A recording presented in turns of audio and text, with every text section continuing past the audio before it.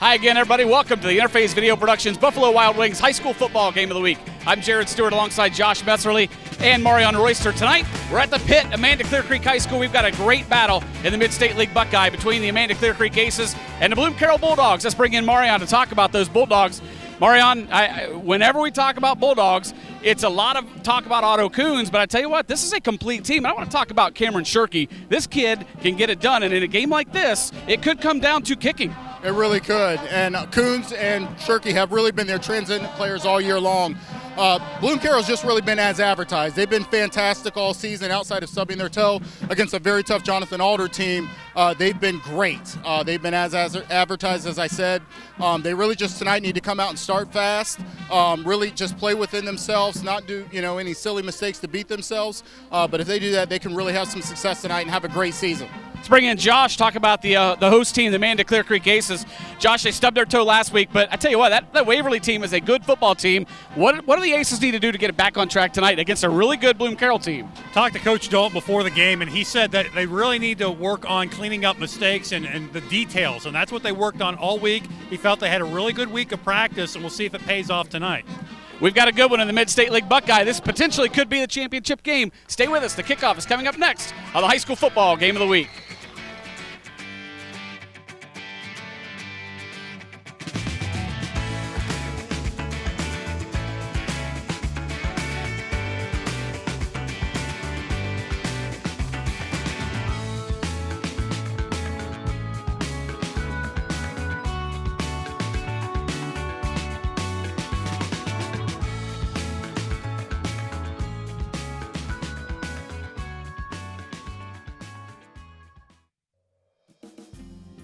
Hi, I'm Carol Whittington, and I would like to invite you to stop by Personal Touch Party Rentals and Events, located at 1540 Hubbard Drive in Lancaster. We are a small family-owned business and have been servicing the Central Ohio and Hocking Hills area since 2003. Graduations with a personal touch, weddings with a personal touch, corporate events with a personal touch. Please call us today for all your party rental needs, 740-689-6991.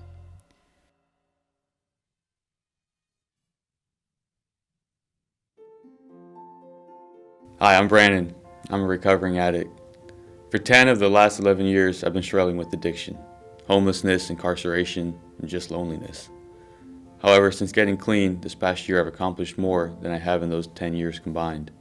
After attending outpatient counseling services, inpatient counseling services, living in a sober living house, and attending 12-step meetings, I've been able to regain control of my life and begin to achieve goals I've always dreamed of. Addiction can destroy lives in many ways. Whether you need help with childcare or financial assistance, everyone deserves a new beginning. Recovery supports are just that, supports for recovery. My life mattered. Your life matters too. This message is brought to you by the Fairfield County Adam H. Board.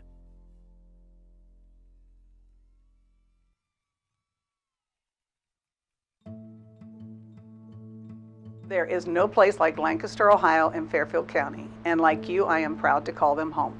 As a longtime resident of Lancaster and graduate of Lancaster High School, this community is important to me, and I want to provide superior customer service, professionalism, integrity, and honesty at the Connor Insurance Agency. I am committed to supporting local programs and projects through my volunteer work and board membership with several organizations. It has been a great honor to work with all the first responders throughout Lancaster, Fairfield County, and the state of Ohio to put on Kids and Cops Day, to be a part of Shop with a Cop alongside the Lancaster Police Department and JFS, and to help Lancaster Public Education Foundation raise funds to support our local public schools and teachers. These men and women work hard to protect and support our community, and I would like to take this moment to say thank you for all they do. My goal as a business owner and insurance agent is to provide my clients with the most appropriate services and coverage for their needs at a competitive rate. As an independent agent, I have several carriers to choose from so I can customize your insurance coverage to fit your needs and desires. I strive to make sure there are no gaps in your coverage that could be harmful, and just as important, that you are not overinsured. I look forward to serving your insurance needs now and in the future. At Connor Insurance, we are here to serve you by protecting what is important to you. Please contact my office at 740-654-2848 for a full list of services and carriers, or visit my website, ConnorInsuranceAgency.com.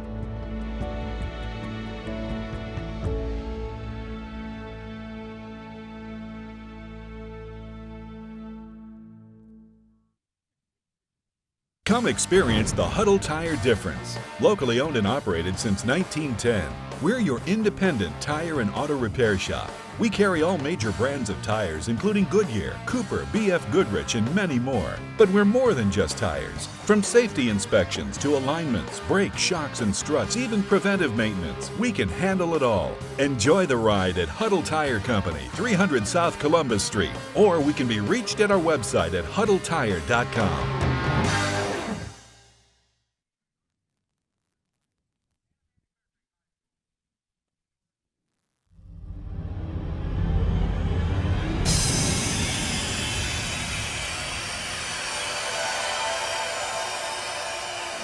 IVP Sports presents the Buffalo Wild Wings High School Football Game of the Week.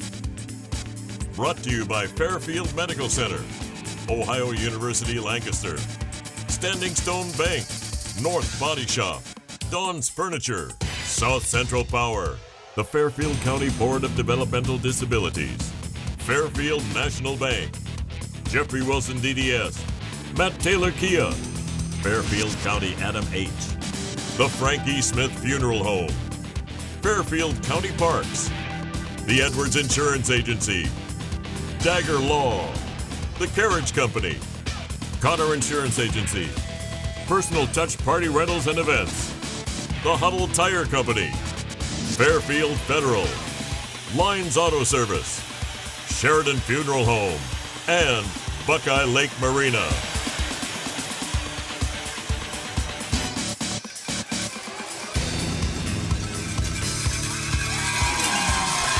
And we welcome you back to the Personal Touch Party Rentals pregame show, just in time to see the Aces take the field here at the Pit in a big-time Mid-State League Buckeye Division battle. Marion, let's talk real quick about this matchup. You know, we talked about personnel for Bloom Carroll. How about for Amanda? It all goes and flows like with when Peyton Madison goes. When Peyton Madison's on, this team is on. Absolutely, yeah. He's such a big part of their offense. Can really, do so many different things. Run so well between the tackles, and also has the ability to make the big play.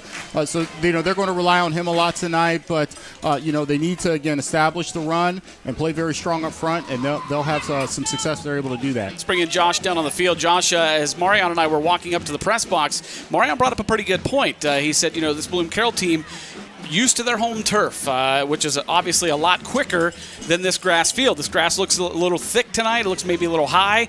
Do you think that maybe play a role tonight?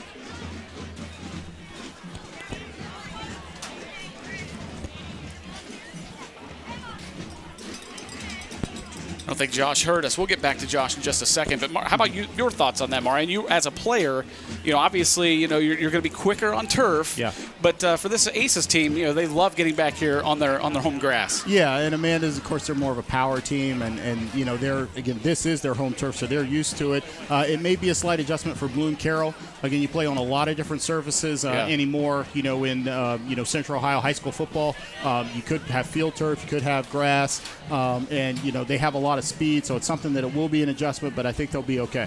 Do we have you now, Josh? Yes, we got me down here. Sorry, my That's headphones all right. cut out. Yeah, the grass surface does seem a little bit long down here. Actually, pretty good shape though, with as dry as it's been. They must have been doing a good job irrigating this, so it may slow down the Bloom Carroll Bulldogs just a little bit. I'm sure a little home field advantage, as you guys said, for the Aces. Yeah. Finally fall here in Ohio. Well, and it's crazy, We had 90s earlier this week, actually just yesterday, and today high of 66, and cool night here in Amanda. But you couldn't ask for better weather for this type of matchup between Bloom Carroll and Amanda Clearcreek. Tonight's kickoff is going to be brought to you by Sheridan Funeral Home. Sheridan Funeral Home is proud to be supporting high school football. They've been serving the communities of Lancaster and Fairfield County for over 100 years, and it will be the Bulldogs to kick it away. to Amanda Clearcreek. We mentioned in the open about Cameron Shirkey, the kicker. He is one that is talented. I mean, what else can you say about a kid like this? He's, in looking at his kicking stats, he's 5 of 6 in field goals, 1 for 1 from 20 to 29 yards, 1 for 2 from 30 to 39, and from 40 to 49 yards, he's 3 for 3. That's getting it done in high school. It is remarkable, especially, as you said, for a high school player, Jared, to have 3 kicks. I believe his long on the season is 45 yards. Yeah. You know, that is, again, as I said in the pregame, transcendent performance from a kicker in high school football. And it's such a huge weapon, and not just in the kicking game as far as scoring, but kicking off as well, as we'll see right here as he does the kickoff. He's kicked 22, now 23 touchbacks out of 31 kickoffs. I believe it. And again, especially with a team like Amanda that has playmakers on the kickoff return ability, you just eliminate that from the start, and they have to start at the 20-yard line and go 80 yards if they want to score. Tonight's Keys to the Game brought to you by North Body Shop, providing quality customer service, parts, and reliability since 1979. Owner Mark North will provide you with a free written warranty on each estimate. That's Mark North of North Body Shop. He'll treat you right. What do you think, Marion? Well, I think with Amanda, again, starting here on offense, number one, they're going to want to be as ball control as they possibly can. Make sure they're not sloppy, no turnovers. And then the secondary on the defense side of the ball definitely has to play better as well. We'll get to the other one after this play. Madison back to pass, a nice completion across the middle. That's to Jeff Bolin getting across the 30-yard line. Just to finish the thought, finally, to round out the keys to the game for Amanda, I think it's very incumbent that their special teams play exceptional. We talk so much about Shirkey and how he provides such an advantage in the kicking game, so they're almost kind of at a disadvantage already, so they can't make any mistakes in the special team game in the arena as well. This is a talented group of seniors, senior-laden team for Amanda Clearcreek. They've gotten a lot of experience over the last 4 years. Here's Madison right up the middle. Nice spin. Look at that. He's breaking 2 tackles and a 7-yard gain on first down. As he runs so hard. I mean, and again, between the tackles, also has great vision as he showed right there, and able to make moves, spins to the outside, gets a couple extra yards, and he's again just such. We watch here on the replay, great spin move there, takes a great hit there. Yeah. And just keeps his legs churning. And that, he is just so tough to bring down in the open field. Going to have to wrap if you want to bring down Peyton Madison. Absolutely. 2nd down and 5 or 4 for the Aces. Tonight's replay is brought to you by Matt Taylor Kia of Lancaster. Check out matttaylorkia.com. Madison out of the shotgun. He'll have to his right Jesse Connell. It'll be Madison again, and this time it's snuffed out. Number 2, Caleb Swartz getting in there. I believe that was Caleb. Couldn't tell. Yeah, I think it was Schwartz. So forward progress, they'll say, is stopped at the 35, so it'll be a 3rd down and about 6 here for the Aces. And very important for Bloom here to see if they can get off the field. They allowed 1 first down, but if they're able to stop Amanda on this 3rd and 5, 6 or whatnot, that'd be a great kickstart to the game here for them.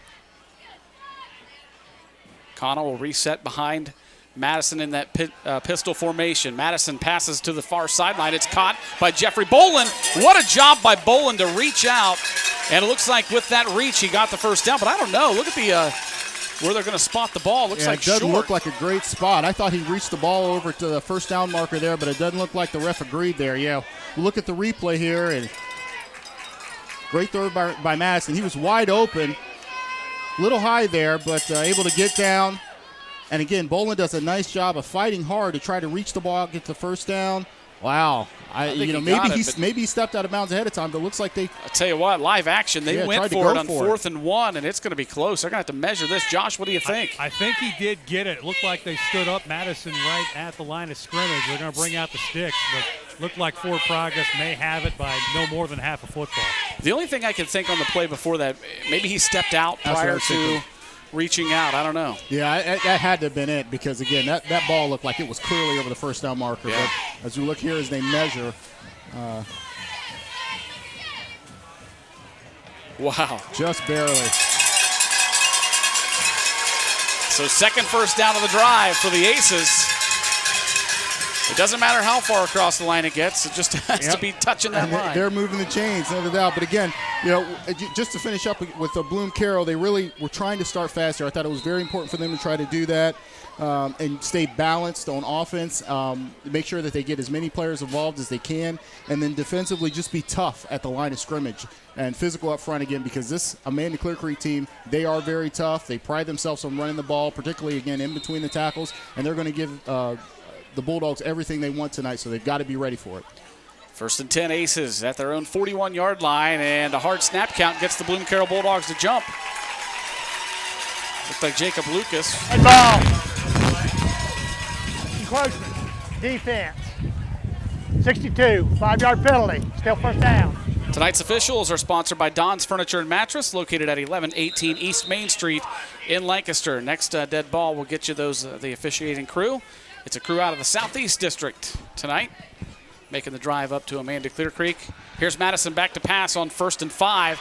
He's got Connell in the flat. Connell lowered the shoulder. I tell you what, he had 3 guys coming at him, but he didn't step down. No. Connell runs really, really hard. He's a starting tailback tonight. Hasn't started previously. They had been starting Alex Fairchild, but he is starting tonight. And I noticed, again, you see here, he runs very, very hard. He's a big kid.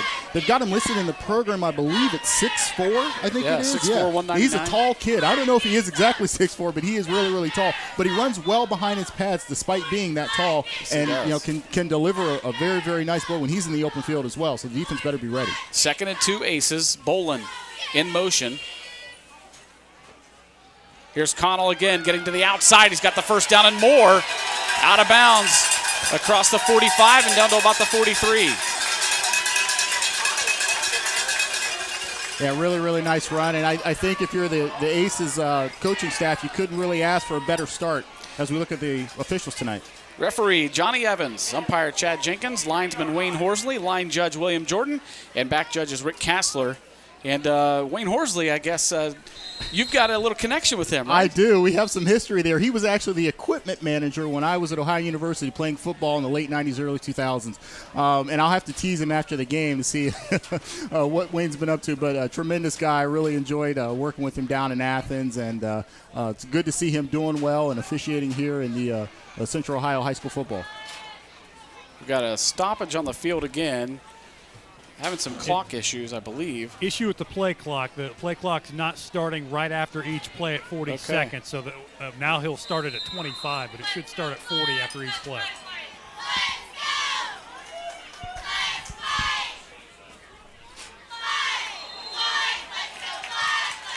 Got movement early here, and it will be on the Aces. Number 5, 5-yard penalty. Still first down. That's one of those mistakes as a receiver. Trust me, I know. It didn't happen, I think, one time in my career where you kind of just get leaning. You try to anticipate the snap count there. Miller knows better than that. I'm sure I want that play back. But still first down and the ability for the Aces to get some yardage here. Madison looking to pass. He's got plenty of time. Nice job by his offensive line, and now it breaks down. And he's going to be wrapped up and brought down back in his own backfield. That's a tough thing to do to ask your offensive line to hold their blocks for that long. Yeah, it really was, especially, longer developing play with longer routes down the field. It does take some time, particularly with the pass rush. And we watch here on the replay. Great job by Scarberry providing that pressure. Ends up with the sack there, blitzing from his linebacker spot. But, again, it is a tough ask on the offensive line. So we'll see probably more screens and draws here to set that off with the linebacking crew. Nice job by the Bloom Carroll defensive backs there in coverage, and they're missing one of their guys. Now we've got early movement again on the Aces side. Boy, this drive started out awesome. Good ball start. Offense, number 70, 5-yard penalty. Remains second down. Now they're shooting themselves in the foot. Yeah, and that's again, it was kind of indicative. Their first few 2-3 games, they were a little sloppy, particularly on offense with some turnovers and penalties. Looks like they might be going back to that, unfortunately. But I understand Madison trying to vary the snap count to get an advantage, but you can only do so much. Second down at about 22 here for Amanda Clearcreek. Madison to pass, hits his man Brock Banker. Banker trying to get back up to midfield, and he's slammed down out of bounds. Aces fans want a flag, but they're not going to. Oh, there's one. A very late one. from way back at the referee, right, Josh? Yeah, he threw that from good 20 yards away. He threw him down, clear out of bounds. Okay, he had control of him. Yeah, and he threw him down, clear out of bounds. First down. Dead ball, circle foul, defense, 15 yards. Yeah, and watch that on the replay, Jared. Again, it was Evans, number 1 for Bloom Carroll. And, again, you never want to see that, but, you know, it looked like he had trying to rip the ball away. Okay. And I think just, you know, in the motion of doing of ripping the ball away, it kind of threw the ball carrier down. So it looked like, you know, it was a little bit more maybe rougher than it was actually been. Aces go quick here. Hand off to Connell, going over that left tackle, and he's got the first down across the 35, up and across the 30. Yeah, nice job. Again, they're trying to work some tempo here. And the big unfortunate part, they had such a, for Bloom Carroll, they had them at, 2nd and 25, I think it was, and that personal foul makes an automatic first down. Madison pitches it out again to Connell, following his lead blocker and getting down inside the 20. Nice job by the lead blocker that time. That's Hunter Matheny, the sophomore. Look across the field there at the Bloom Carroll crowd. Little quiet right now. Their defense has got to hold up here, but nice crowd on both sides. This is if you're a football fan in Fairfield County, this is the place to be tonight. Well, yeah, I'm sure as we did, many of the fans here had this date circled on their calendar, I'm sure. Here's Connell again following that lead blocker. And this time, nice job by the Bloom Carroll defense, led by number 56. That's Damian Fugate. Yeah, and Fugate's done a really nice job all season. Has 7 tackles for loss. One of their mainstays there on the defensive line. Again, very important for that defensive line tonight to be strong at the point of attack because, you know, they're running right at them. Amanda Clearcreek doesn't sugarcoat what they do, so they've got to be ready. Connell again, getting his way up across the 10-yard line, inside the 10. And that's going to be another first down, depending on the spot. Yeah, and again, I'm not surprised by this, again, because Amanda Clearcreek, you know, I think they recognize that when there has been some, you know, ability for some teams to have some success against the Bulldogs, it's been running directly at them. You know, 3 backs, just, again, isolations right up the middle with the tailback and just running right down their throat. This isn't the typical type of tempo offense you see. They are going from the huddle, but they sprint up the line and snap it quick. Yeah, it has the same effect, you know, right. but you're able to get a play called, hopefully, you know, get a snap count down. But when everybody, you know, you're not having any receivers running out wide, so everybody sprints the line of scrimmage, still doesn't give the defense a chance to set, and you kind of catch them on their heels, and they've had a lot of success with that thus far. Going to stretch out the chains for another measurement. Another really close one. Get out your index card.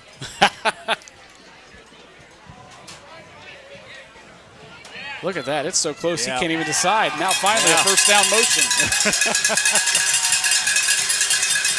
I've always been of the mindset, Jared, when it's that close, tie goes to the runner. I think the offense would just get the first down. If you got to pull out an index card like Josh was saying or something like that, heck, it's a first down. Give it to the offense. It'll be 1st and goal. Just inside the 10-yard line, right about the 9. Once again, having trouble with that play clock. I do like Connell back there in the backfield for Amanda. I think he gives them an element that they were missing, that power running game. And you look at him, you know, he goes 6'4", 199, kind of tough to stop at this level. Straight up the middle, it's Peyton Madison keeping it inside the 5. They never did bring him down, but forward progress is going to be stopped right about the 3-yard line. Yeah, and Madison, another one, and we'll talk about it before, and we'll probably continue to talk about it tonight, runs so well between the tackles. You know, he's almost like a tailback himself, you know, the way he runs the ball. You know, typically they run a lot of quarterback power from the shotgun or the pistol set. I haven't seen a whole lot of that tonight, but I'm sure we'll get a heavy dose of it before the night's over. Coming into tonight's ball game, Connell had carried 11 times for 92 yards. That's on the entire season. And right here, he carries it into the end zone for a touchdown. Yeah, just another power run. Just steamrolls the defender at the goal line. Again, I think a lot of it, again, has to do with Bloom Carroll unfortunately has to catch a lot of the offensive linemen. They're not really having the ability to attack because they're coming out in that quick set straight out of the huddle, spring to line of scrimmage, and just running the play. On to kick the extra point for the Aces will be number 11, Jonathan Weaver. It'll be out of the hold of Nate Hunter, the backup quarterback.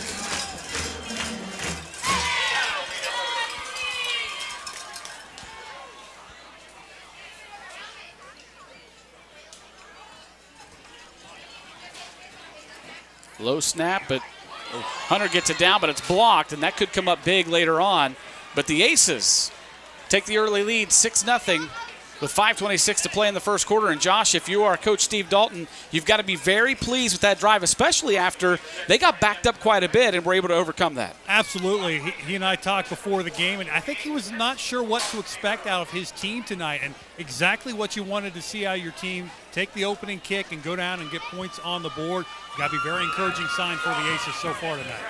Josh, as you were talking, we were watching the Matt Taylor Kia replay right there. But what a job by Jesse Connell. As soon as he caught it, taking that little side step to the right, finding that hole. Yeah, great jump cut by Connell. He's shown that a couple times tonight. Again, great vision, and patience, all that, just kind of everything that you look for in a really good back. He's shown, particularly on the first drive of this game. Josh, I think you'd agree. He, looked really well, and as you were talking, really great start to that offense, what they were expecting to do. Yeah, absolutely. You and I were here a couple weeks ago and saw a little bit different Amanda Clearcreek team where they kind of spread it out a little bit more and maybe played a little more finesse game. But tonight I think it would be to their advantage to play more of a power game. Tonight's first half scoreboard is brought to you by Connor Insurance Agency. There's no place like Lancaster, Ohio, and Fairfield County. And like you, owner Shirley Connor is proud to call them home. Shirley will provide you with superior customer service, professionalism, integrity, and honesty. Learn more at ConnorInsuranceAgency.com. So the Aces to kick it away. Back deep for the Bloom Carroll Bulldogs will be number 26. That is Eli Koppas. And on the far side is number 1, Josh Evans.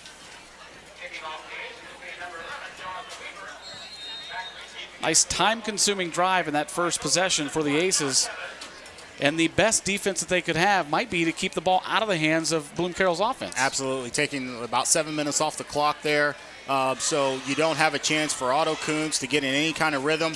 You have that adrenaline that you naturally have from starting a football game, and when you have to spend the first 5, 6, 7 minutes on the sideline, that does affect your game. So you got to ramp that back up and be ready to play despite that. Koppas takes it on the run right about the 18. Going to bring it out to about the 27.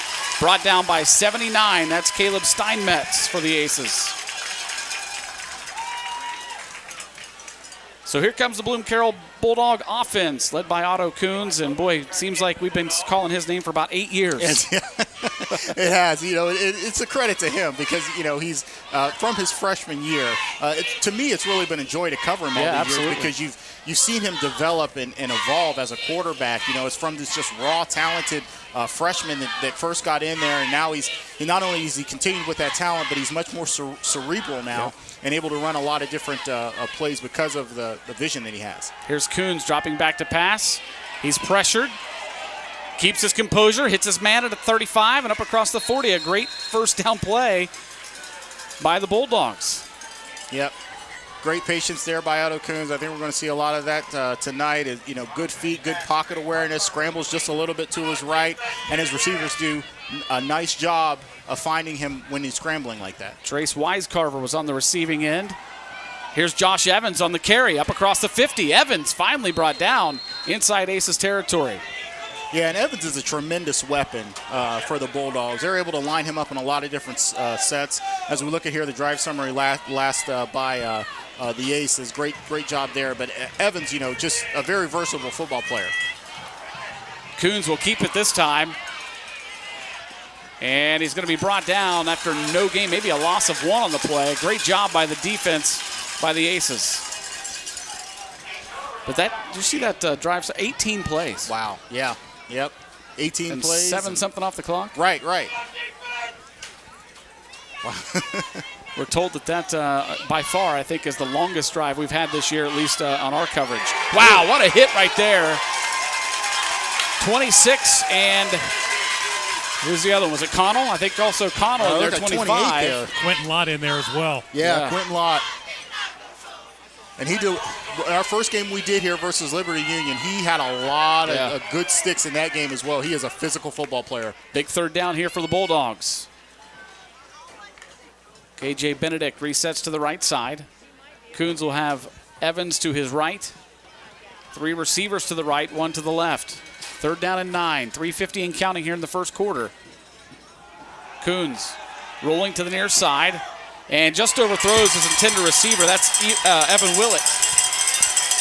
Yeah, and that was tremendous coverage there by the Amanda Clearcreek secondary, specifically Tim Smith, who was covering on the pass play there. Just really didn't have a whole lot of space for Coon to throw it to anyone. And that's I'm sure they were challenged this week. They had not a very good week last week. As we look at the replay here, Coon's rolling to his right. Pretty good protection by the line. Again, everyone's covered. He has to put it in the only place Evan Willett could try to get to it. Unfortunately, it was a little high, and credit to the Amanda Clearcreek defense and the secondary in particular. Coons to punt it away. Jace Miller is back for the Aces to receive it, and it will take an Aces bounce and go into the end zone for a touchback. I have to think Amanda Clearcreek spent a lot of time this week working on pass defense after giving up over 430 yards last week against Waverly. Yeah, absolutely. Yeah, you called it, Josh. And not only 435 yards passing, the quarterback for Waverly was 25 of 29. Wow. So, very efficient. Pretty much was able to take whatever he wanted against this Aces secondary. So I would bet a large sum of money that the Amanda Clearcreek coaching staff challenged that secondary, the defense as a whole, because, again, they gave up over 500 yards total, to really play better. And they're going to have their hands full against Bloom Carroll, but a good start. 3:33 to play in the first quarter. Aces lead at 6-0. They have the ball back, and they're going to get some yardage right here on an encroachment. Dead ball. Encroachment. Defense number 56. 5-yard penalty. Still first down. So 1st and 5 for the Aces. Again, our referees tonight brought to you by Dawn's Furniture and Mattress, located at 1118 East Main Street in Lancaster. On 1st and 5, Madison with the keep, and we'll pick up just a couple. Yeah, fantastic pursuit there by Scarberry. Just trusted his eyes, saw the flow from the quarterback power there from Madison, trusted his keys, just attacked the football, made a nice stop. Madison's still able to get a couple yards, but Scarberry's still there to put a stop to it earlier in the play. Peyton Madison is their leading rusher on the year, 65 carries, 599 yards. That's an average of 9.2 per carry. 2nd down and 2 for the Aces. Miller in motion. Madison keeps, and he's going to be wrapped up, I think, finally brought down, but a good job. Trace Wisecarver making the initial hit on Madison. Great play by Wisecarver there. But just to go back on what you were talking about, his 9.2 yards of carry thus far.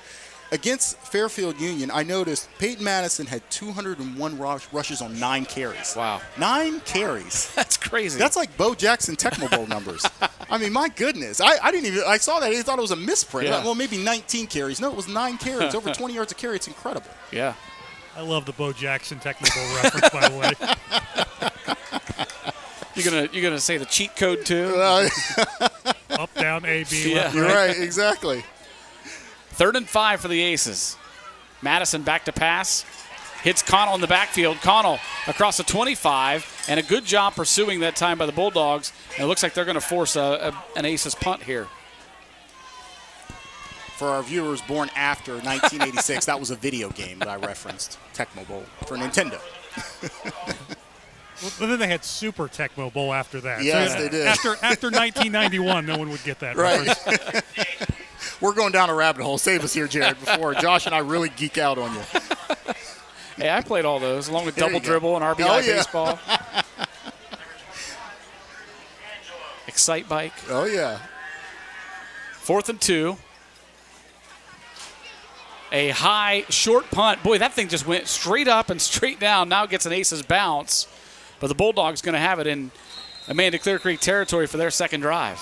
Yeah, and I was never a punter, trust me, but I'm told by other punters a lot of it is how you drop the football on your foot, because it looked like he got a good swing into it, but the way he dropped it, it looked like it kind of fell on the top of his foot, which unfortunately made it pop straight up in the air for the Aces. Didn't get a whole lot of distance on that punt, despite having the height there. So the Bulldogs come out for their second possession. They trail at 6-0, a minute 13 left to play in the first quarter.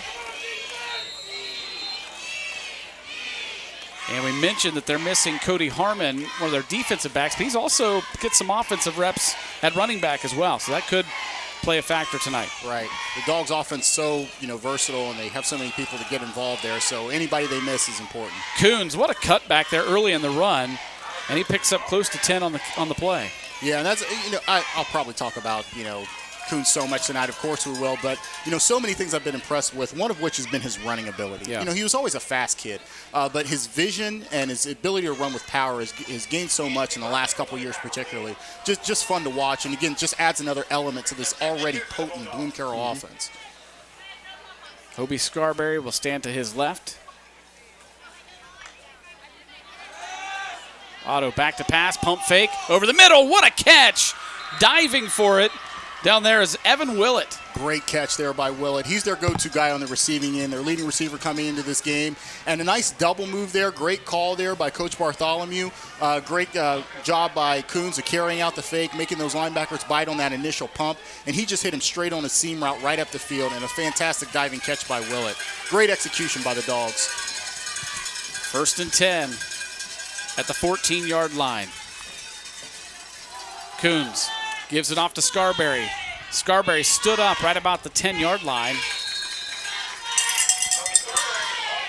We'll give him a gain of about 4 on the play, and that's how the first quarter will end. They'll head back down to the other side of the field with the Aces holding on to a 6-0 lead here at the end of 1.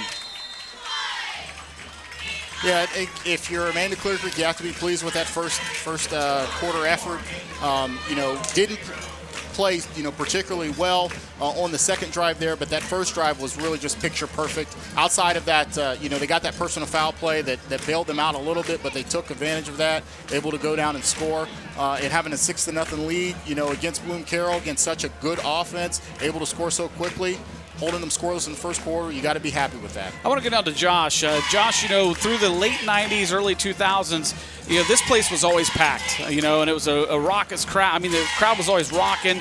Everybody was into football. Then they took a little bit of a turn for the worse. They went downhill.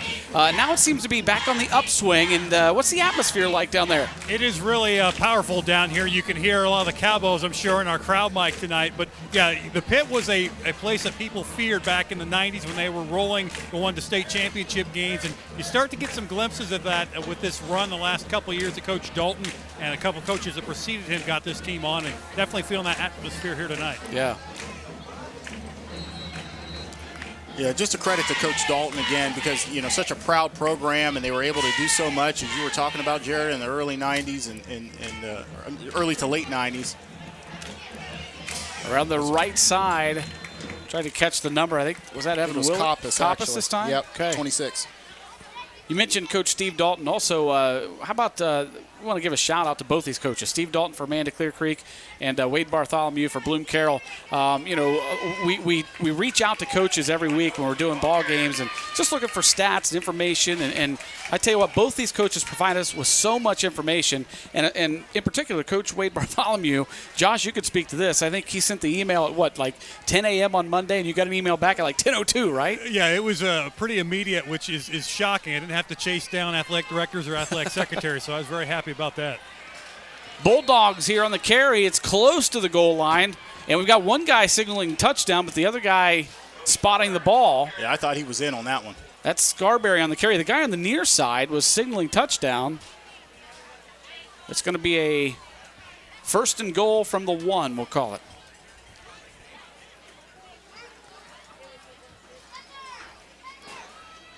Bulldog offense looks over to the right sideline to get their play.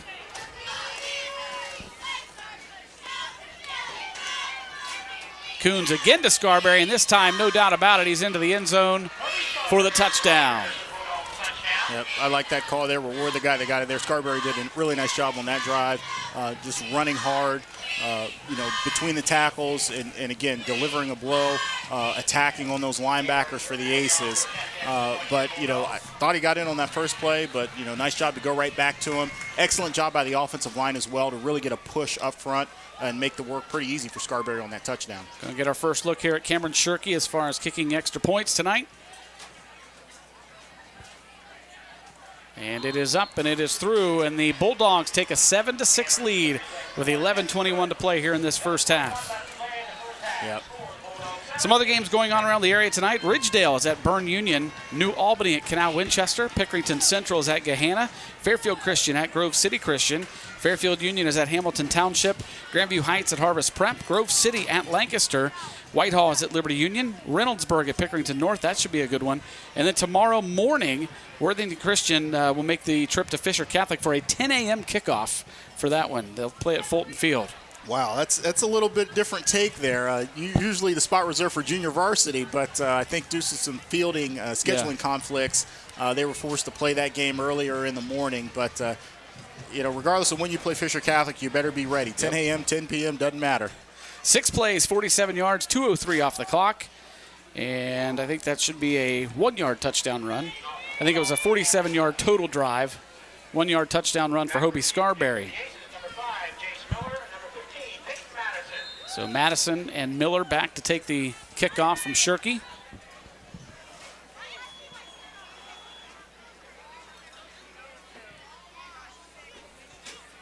Low kick, takes a bounce, and will be taken at the 10-yard line by Peyton Madison. Madison up across the 20, nice blocking. Madison down the near sideline.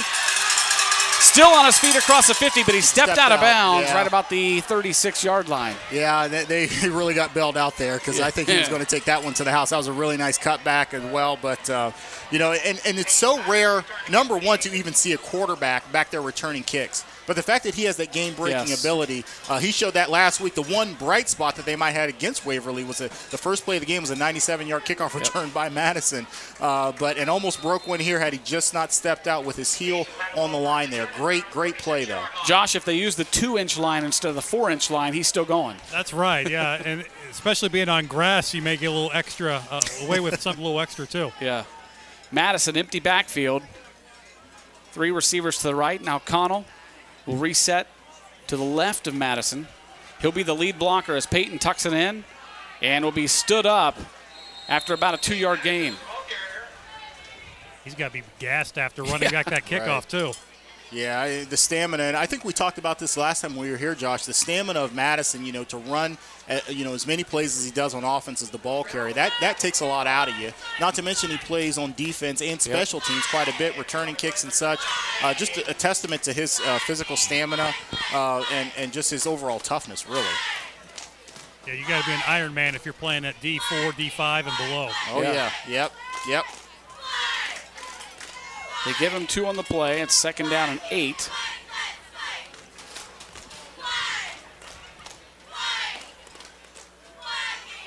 Jeffrey Bolin goes in motion. And we've got a whistle and a flag. Is that a delay? Yes, it is. Delay of game.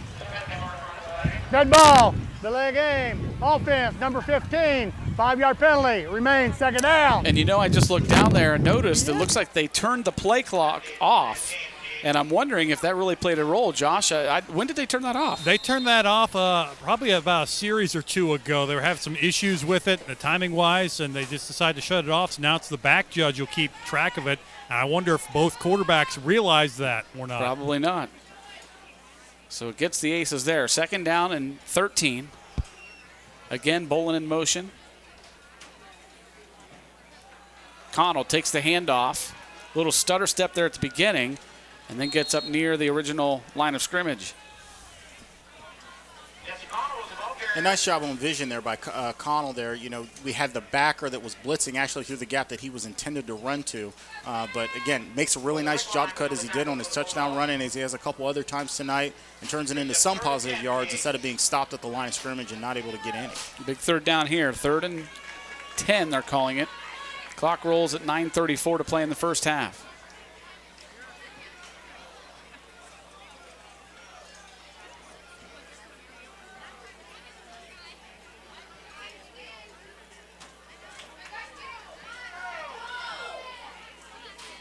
Madison looking to pass.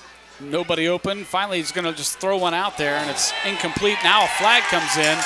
That's going to be pass interference on the Bulldogs. Number 19. Pass interference. Defense number 19, 15-yard penalty. That results in a first down. So first down for the Aces after the big penalty. Yeah, fortunate break there by the Aces because there was only a two-man route there. After the play action, they were really looking, it was a one-on-one with the receiver there on the outside, Miller, to try to see if he could win his battle. He had to, adjust his route because it was shut down, and I think Taunton, again, just kind of got caught running after the ball, runs into the receiver there and knocks him over, which is an automatic flag, even though he wasn't necessarily trying to knock him over, but unfortunate consequence for the Dogs. So first and 10 Aces at the Bloom Carroll 49-yard line.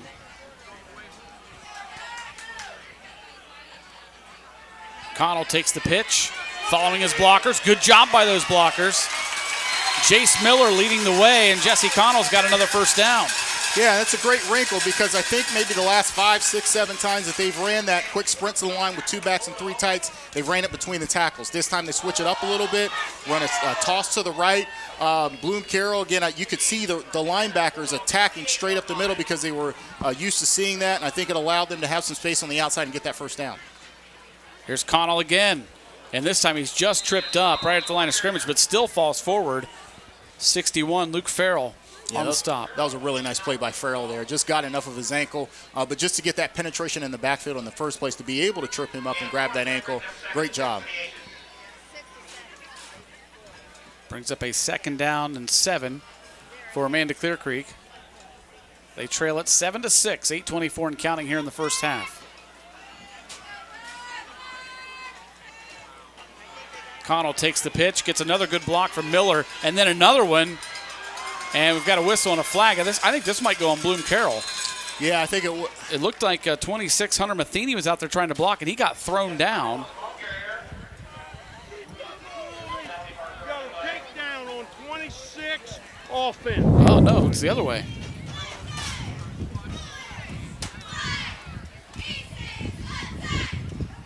Get our Don's Furniture and Mattress call. Offense, number 26, 10-yard penalty, remains 2nd down.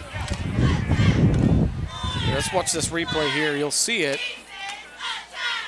There was a big hit on Miller. Yeah. And then right here, I think he got it wrong. Yeah. It was 26 that got taken down. Yeah. He didn't do the taking down. Yeah, that was my buddy Wayne there that we were talking about, Wayne Horsley, the side judge there. I was going to say, he looks really good. Looks like he lost a lot of weight. He looks great. But I don't know about that call. But, hey, either way, they've got to be ready for it. And here they've got a 2nd and long. They'll have to adjust. Madison fires one out there. It's caught by Lane Stevens. Boy, he just got rid of it just in time. And that ball floated in the air for a while. I thought somebody was going to pick that one off, go the other way. Yeah, great pressure there by Bloom Carroll, but even better job by Madison to even deliver that ball. As you look here on the, and they just break through again. But Madison gets it out there. A great job, the safety valve there. That's Lane Stevens, and he does a really nice job from the tight end spot. It seemed like, the last game and throughout the season that we did here, it just, he's always in the right spot to make a tough catch. Clutch catch there, able to get the Aces here in a 3rd and reasonable here, 3rd and 6. 3 receivers out to the left, 1 to the right. Madison will tuck it and run behind Lane Stevens, and he's got the first down and more. Lane Stevens stands 5'11", 245, and he was just leading the way for Peyton Madison. Yeah, he brought out it. They were really pulling 2-3. Lane Stevens and a couple other linemen pulled everybody on that quarterback counter. And, great job by Madison just recognizing that, turning on the jets as he ran through the hole and able to run and get that first down. Nice job. Good-looking drive here for the Aces. 1st and 10 at the Bulldog 23-yard line. Miller this time with the carry. Nice cutback to the middle, and Miller up to the 15-yard line. Yep. And yet another wrinkle out of that 3 backs, 2 tights. First just running the power to the tailback and the way back, then running a toss play to that same tailback, and now a counter play to one of the up backs. Again, just keeping them off balance, just little wrinkles and variations from the same set to just throw the Bloom Carroll offense off. And again, they're already on their heels already because of the sprint to the line, hurry-up tactic. Madison just follows his center and that left guard, and he gets up to about the 14-yard line. He needed to get – did he need to get right to the 14, Josh? Looks like the guy get just inside the 14, actually. Yeah, he might be short there.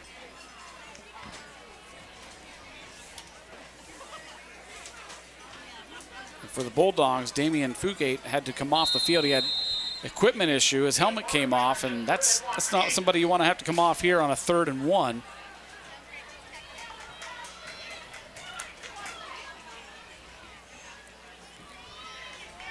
Aces rush to the line. Madison pitches to Connell. Connell's got the first down. Yeah. And again, just that same toss play again, Jerry. They're just not really super fancy, but doing exactly what they want to do, controlling the football. Again, another really, really long drive. Keeping that Bloom Carroll offense off the field and keeping this defense fatigued, I'm sure. Again, as we see another Bloom Carroll player, number 55 there, trot off. That's Robbie Duncan, another key component to that defensive line. 1st and 10 at the 11 or 12 for the Aces.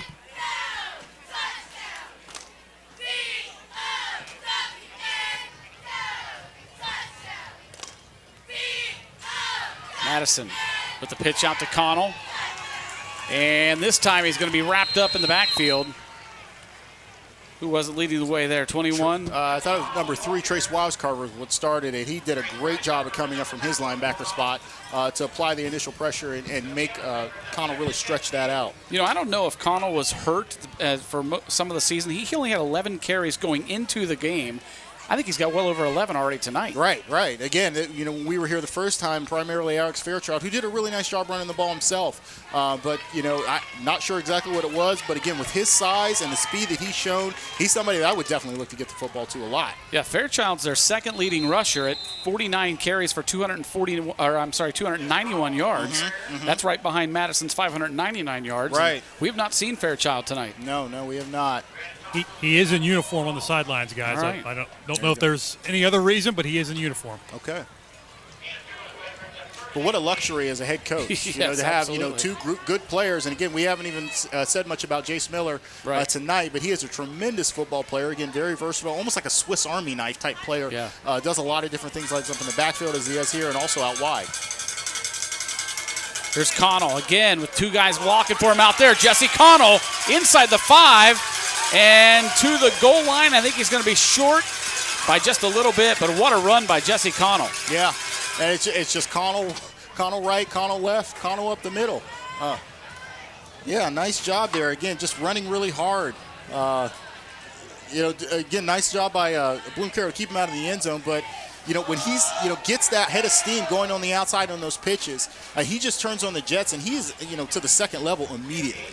I mean, he is just really doing a nice job tonight, just bringing the attack to the Bloom Carroll Bulldogs. 1st and goal at the 1. Madison to the end zone. Touchdown, Aces.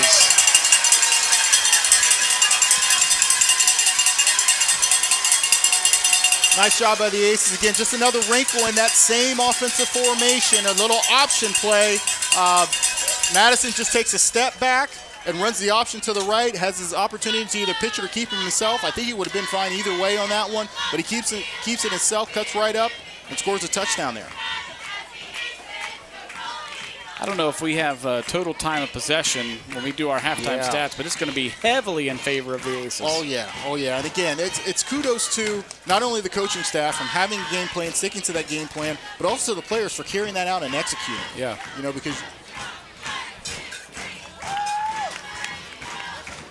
Wow, we just got the numbers in our ear. We'll tell you those in just a second. Look at this, 2-point conversion, pass into the end zone, and it's complete. Jace Miller to Jeffrey Bolin. Yeah.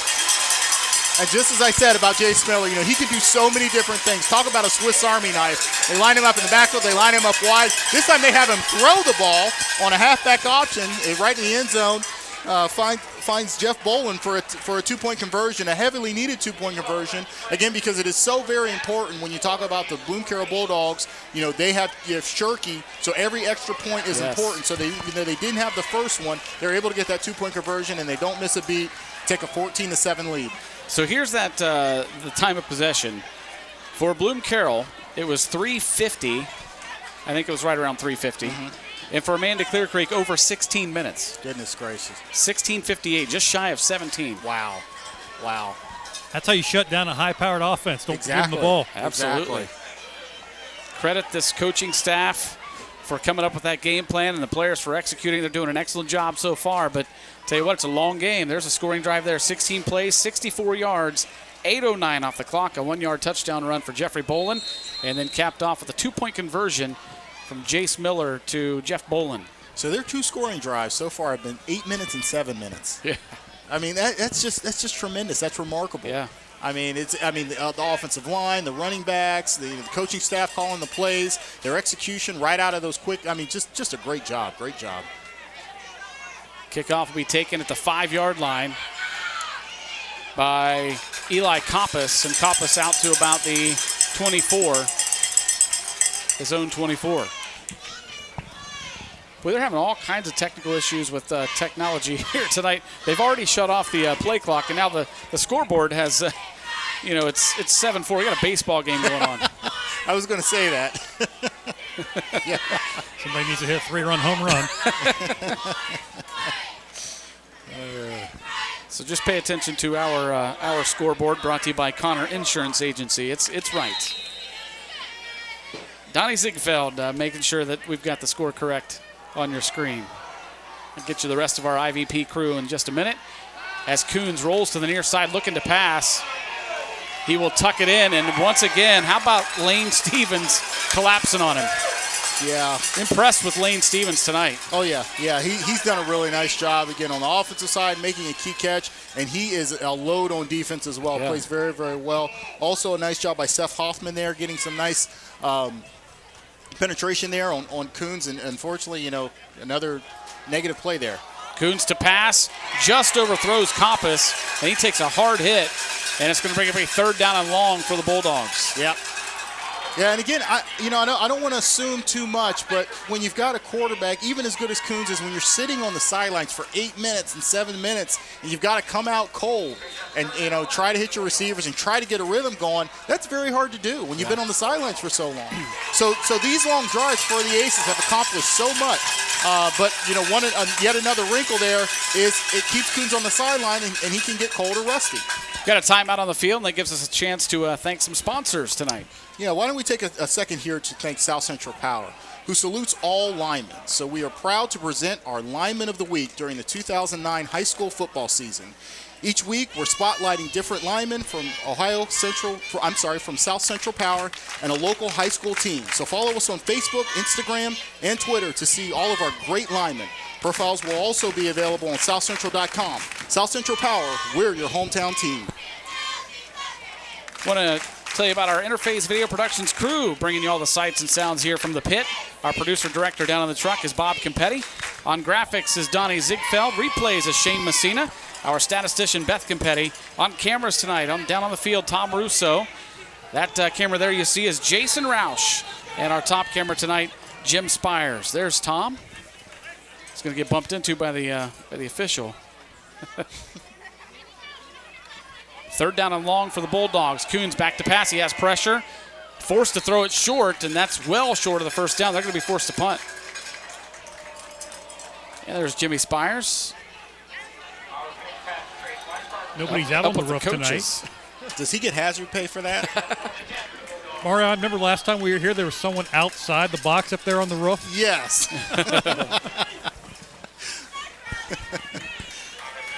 That's hazard pay. Yeah, it definitely is hazard pay. Yeah, I'm not without a rail. You wouldn't see me up there, that's for sure. 4th down and 10 for the Bulldogs, and Coons to punt it away. End over end kick. Miller will let it bounce, and it will be downed right about the 40-yard line.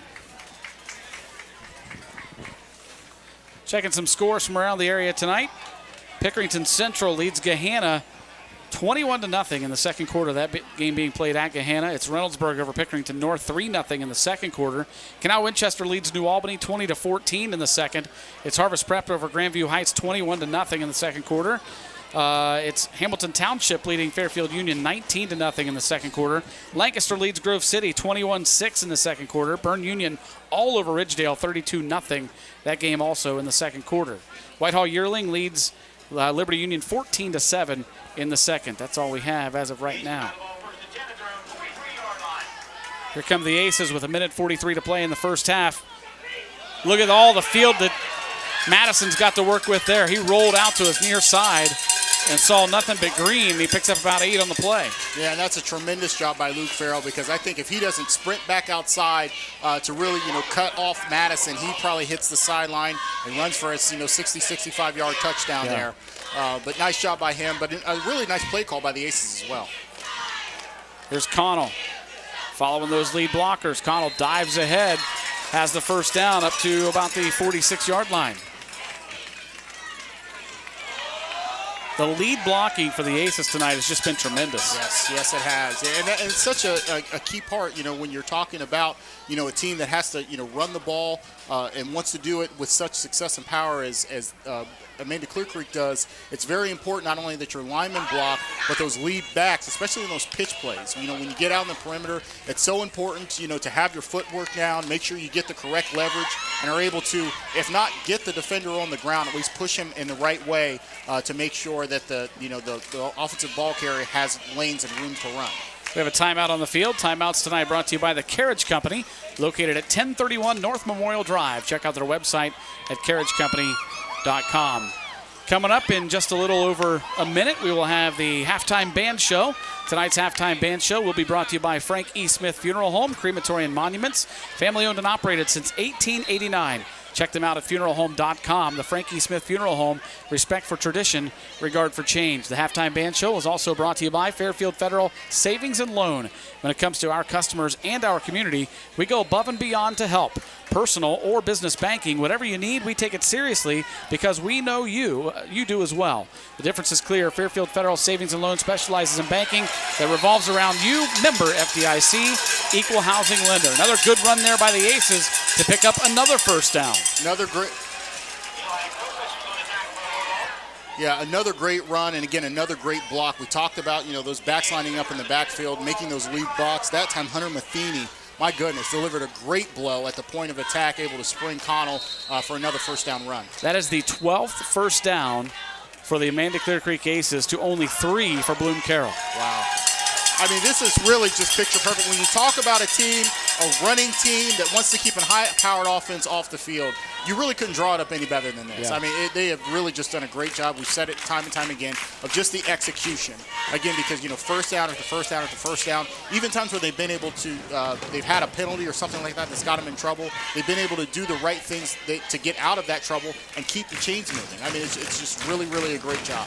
Bulldogs took this time out with 1:05 to play in the first half. They trail at 14-7. There you get a look at Coach Bartholomew's defense. Good news, they have fixed the scoreboard, so it now displays the correct score. There it is. Well, the next question will be if they can fix that play clock there in the back. I'm not so sure about that one.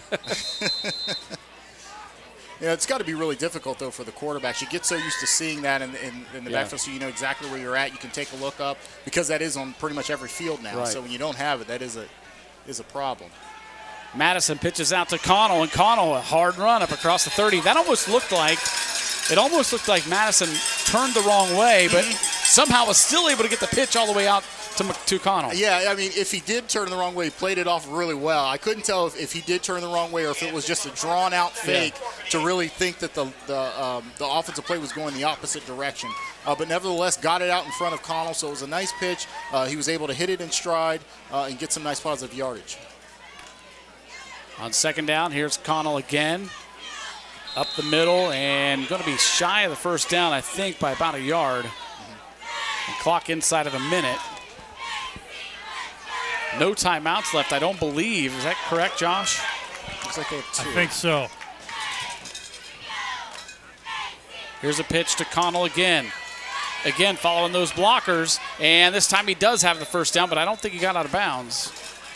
They'll stop the clock long enough to move the chains. And kudos to Connell there. He didn't even have time to really fix his shoulder pad. As he was running, his shoulder pad was just flapping in the wind. But didn't let it slow him down and was able to still get the first down. The Aces do have 2 timeouts. Bloom Carroll has 1. I made the mistake of looking at the scoreboard instead of our scoreboard, the Connor Insurance Agency scoreboard on the screen. I was going to say, they're not displayed on the scoreboard, so if not that, I'll be honest with you, I can't really tell you. I don't keep track of them down here. I wish I did. So another timeout as the Aces will have 1st and 10 at the 25 with 33 seconds to play in the first half. Keep in mind they do have a couple of guys that can kick for them. Jonathan Weaver, he's a 5'11", 145-pound sophomore, and another sophomore, Tyler Woodruff. Woodruff has been kicking off while Weaver has been doing the place kicking, or the field goal and extra points. And so either one of these guys are capable, but I'm sure that Coach Dalton would like to get a little more yardage for an attempt. Yeah, and you know, we've talked so much about Shirky tonight, but Weaver, as far as his kicking ability, is pretty solid in his own right. Doesn't have the leg strength clearly that Shirky does, but has been pretty consistent on his point after touchdowns, 14 of 16, and has made a field goal already this year. So he does have the ability to put one through. I'm sure, as you said, they probably want to get a little closer. But if they play it right here and they're not able to get the ball into the end zone, they can take a shot with Weaver if they do choose to. 1st and 10. Madison out of that pistol formation. Back to pass. He's got pressure, steps up, and going to tuck it and run across the 20. And the clock rolls at 24, and they're going to tell him to clock it. They got to get to the line quickly, down to 19 seconds. And Madison clocks it at 16.6. Yep, and I'm sure it's a good thing they were able to do that. That gives them the opportunity to run one more play. And if they do happen to get tackled inbounds, they can call timeout and have enough time to get their field goal unit on the team. So good job by Madison there to keep his composure, get everybody on the line of scrimmage, and spike it with 17 seconds to go.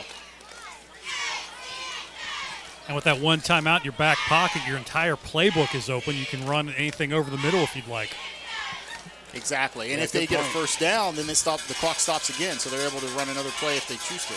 Trips to the right as now Miller goes in motion to the left. Madison back to pass. He has pressure. Madison is going to be wrapped up and taken down right about the 23-yard line, and Coach Dalton will definitely take that last timeout now. He's going to let the clock roll down and take it with 3 seconds, and he'll send his field goal unit on. Yeah, and the unfortunate part of it, I'm sure they were close as far as, as far as Weaver's range there. But again, getting that sack, that certainly doesn't help. So we'll see if that does in fact play a part in his ability to connect on this field goal. Again, you understand the reasoning why trying to take a shot at the end zone and drop back the pass, but you do take the risk if you do give up a sack. This is the unfortunate part that can happen. So it looks to be about a 40-yard attempt as Weaver will place the tee down at the 30. And just inside the 30, maybe about the 29. So a 39-yard attempt out of the hold of Nate Hunter.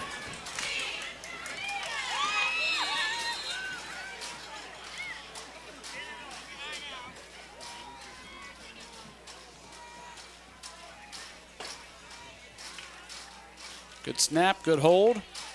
And it is going to be short.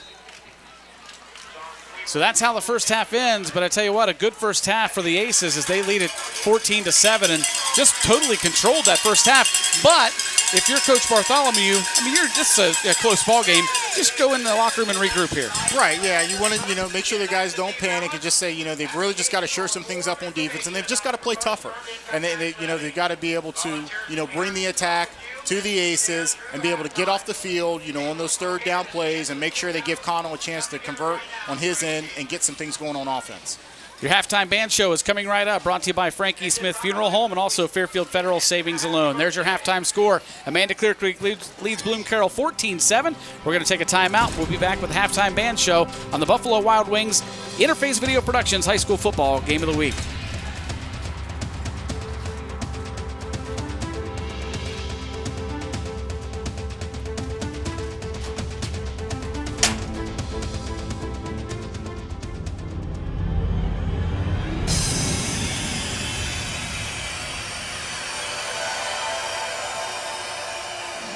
MVP Sports presents the Buffalo Wild Wings High School Football Game of the Week. Brought to you by Fairfield Medical Center, Ohio University Lancaster, Standing Stone Bank, North Body Shop, Dawn's Furniture, South Central Power, the Fairfield County Board of Developmental Disabilities, Fairfield National Bank, Jeffrey Wilson DDS, Matt Taylor Kia, Fairfield County Adam H., the Frankie Smith Funeral Home, Fairfield County Parks, the Edwards Insurance Agency, Dagger Law, the Carriage Company, Connor Insurance Agency, Personal Touch Party Rentals and Events, the Huddle Tire Company, Fairfield Federal, Lines Auto Service, Sheridan Funeral Home, and Buckeye Lake Marina.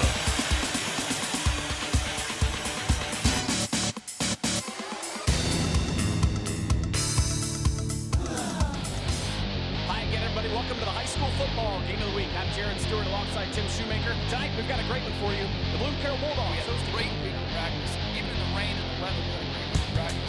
Schneider, lots of running room to midfield. He's gone. Run Schneider down the near sideline for a touchdown for the Aces. We have a hold on the offense, number 20. That penalty will be declined. They'll bring up fourth down. And we're going to give you this game ball here because you're a Tiberios fan of the game. And thanks for being here, Jacob. Thank you. The Polar Bears are your OAC tournament champions. First time of the night. What an exciting finish for the Ohio Northern Polar Bears.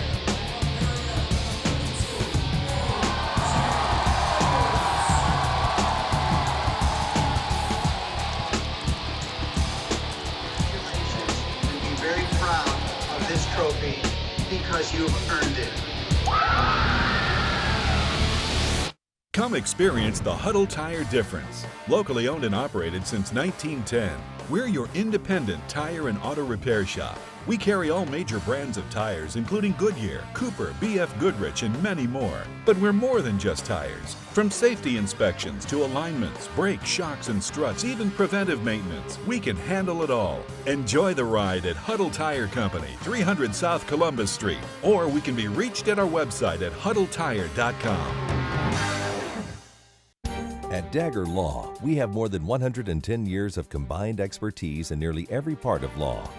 What I think sets us apart from any other law firm is our ability to work together. With us, you're getting a trusted partner, in addition to a team who can help you with a growing business, changing family, planning your future, or dealing with land issues. It's a challenge every day, and you meet an awful lot of nice people. Your case matters. We'll take the time and the energy to ensure that you have a quality experience, quality representation. Whatever you need, we have a lawyer who can help.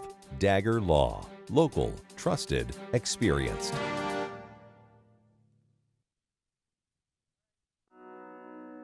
The Frankie Smith Funeral Home and Crematory in Lancaster and the Johnson Smith Funeral Home in Baltimore have a long and wonderful history of serving our community. Feel free to give us a call at 740-653-0652. Stop in and see us at either of our two locations, 405 North Columbus Street in Lancaster and 207 South Main Street in Baltimore. Respect for tradition, regard for change.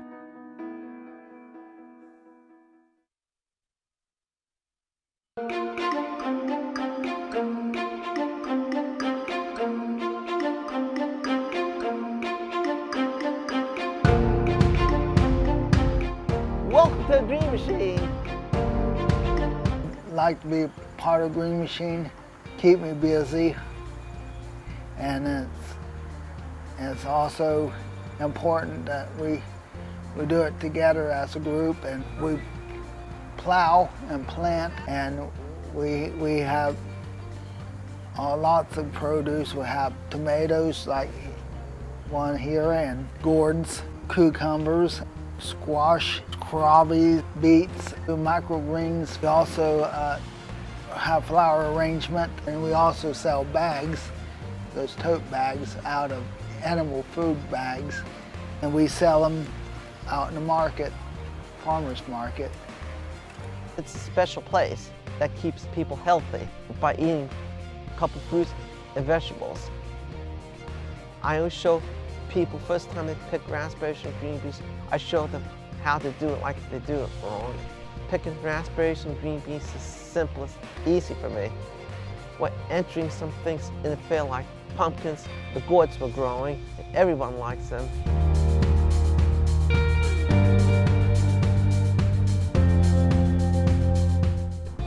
Tasty.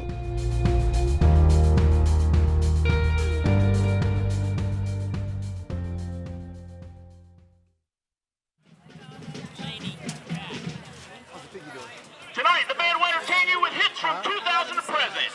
We will begin with Panic at the Disco's High Hopes. Every time Hades goes down there, he goes, and then he'll sit there, and then Hades will go and then he'll go, and he'll Brock won't. I can't remember Brock. Yeah, but he'll sit there and he won't make any noises. But as soon as Hades gets rolling down the ground, he'll the pig he's kind of like a dog. He'll go like this, and then Hades will just go crazy, around the fix everything. And then they love each other, huh?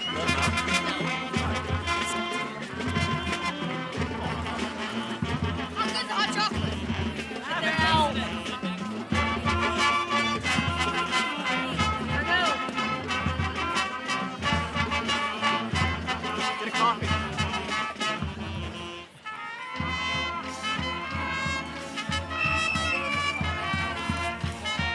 I need that.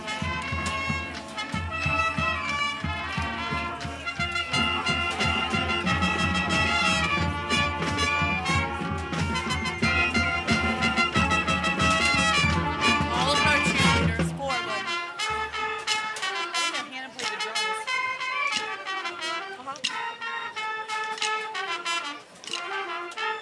We have flute, flag, drum, and clarinet.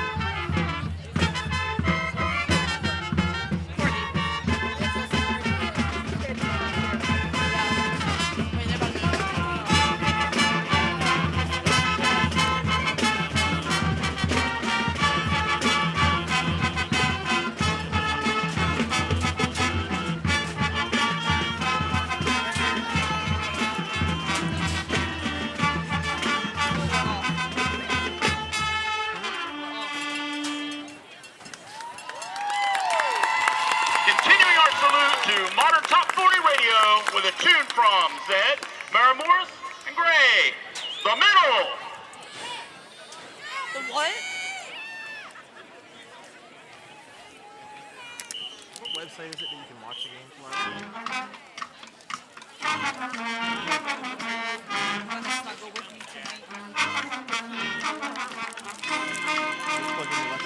I love the electric bacon. Rachel and I used it last night. That one day, she wanted me to sleep with all of them in the bed.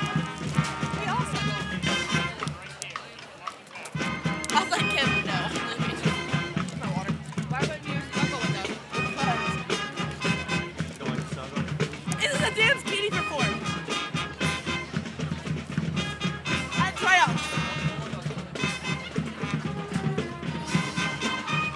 Katie does it better though.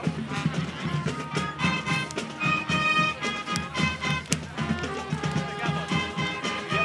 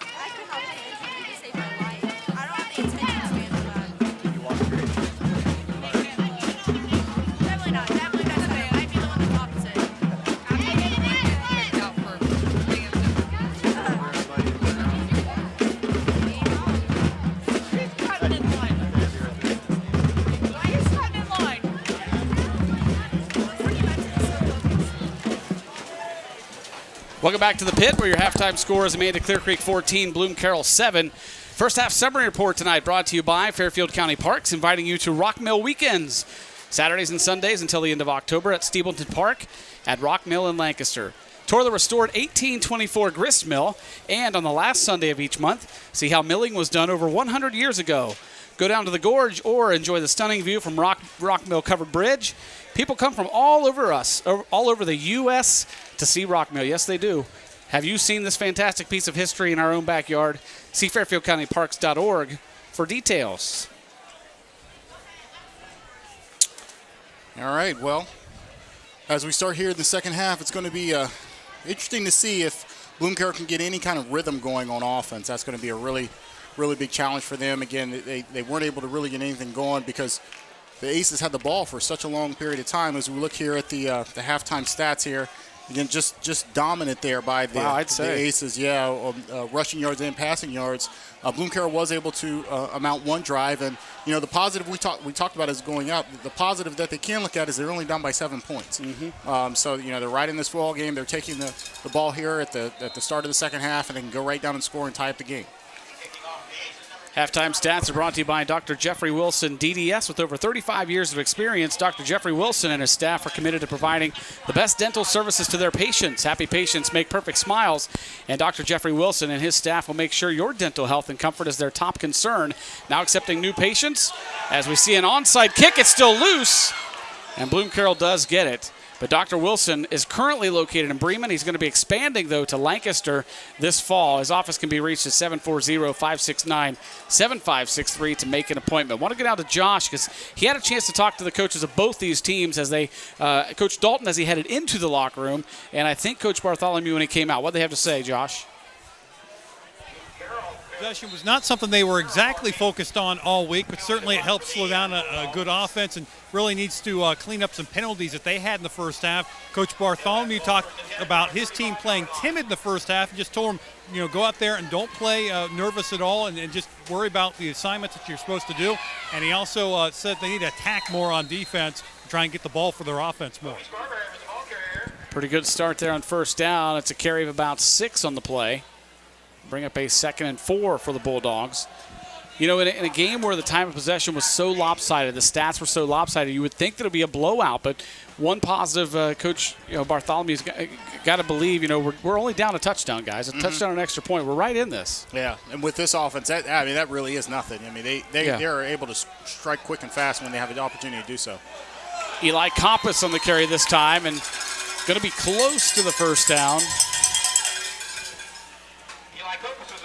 I don't think he got it. First half time of possession, 17:58 for Amanda Clearcreek and only 4 minutes and 2 seconds for Bloom Carroll. 6:02 for Bloom Carroll. Wow.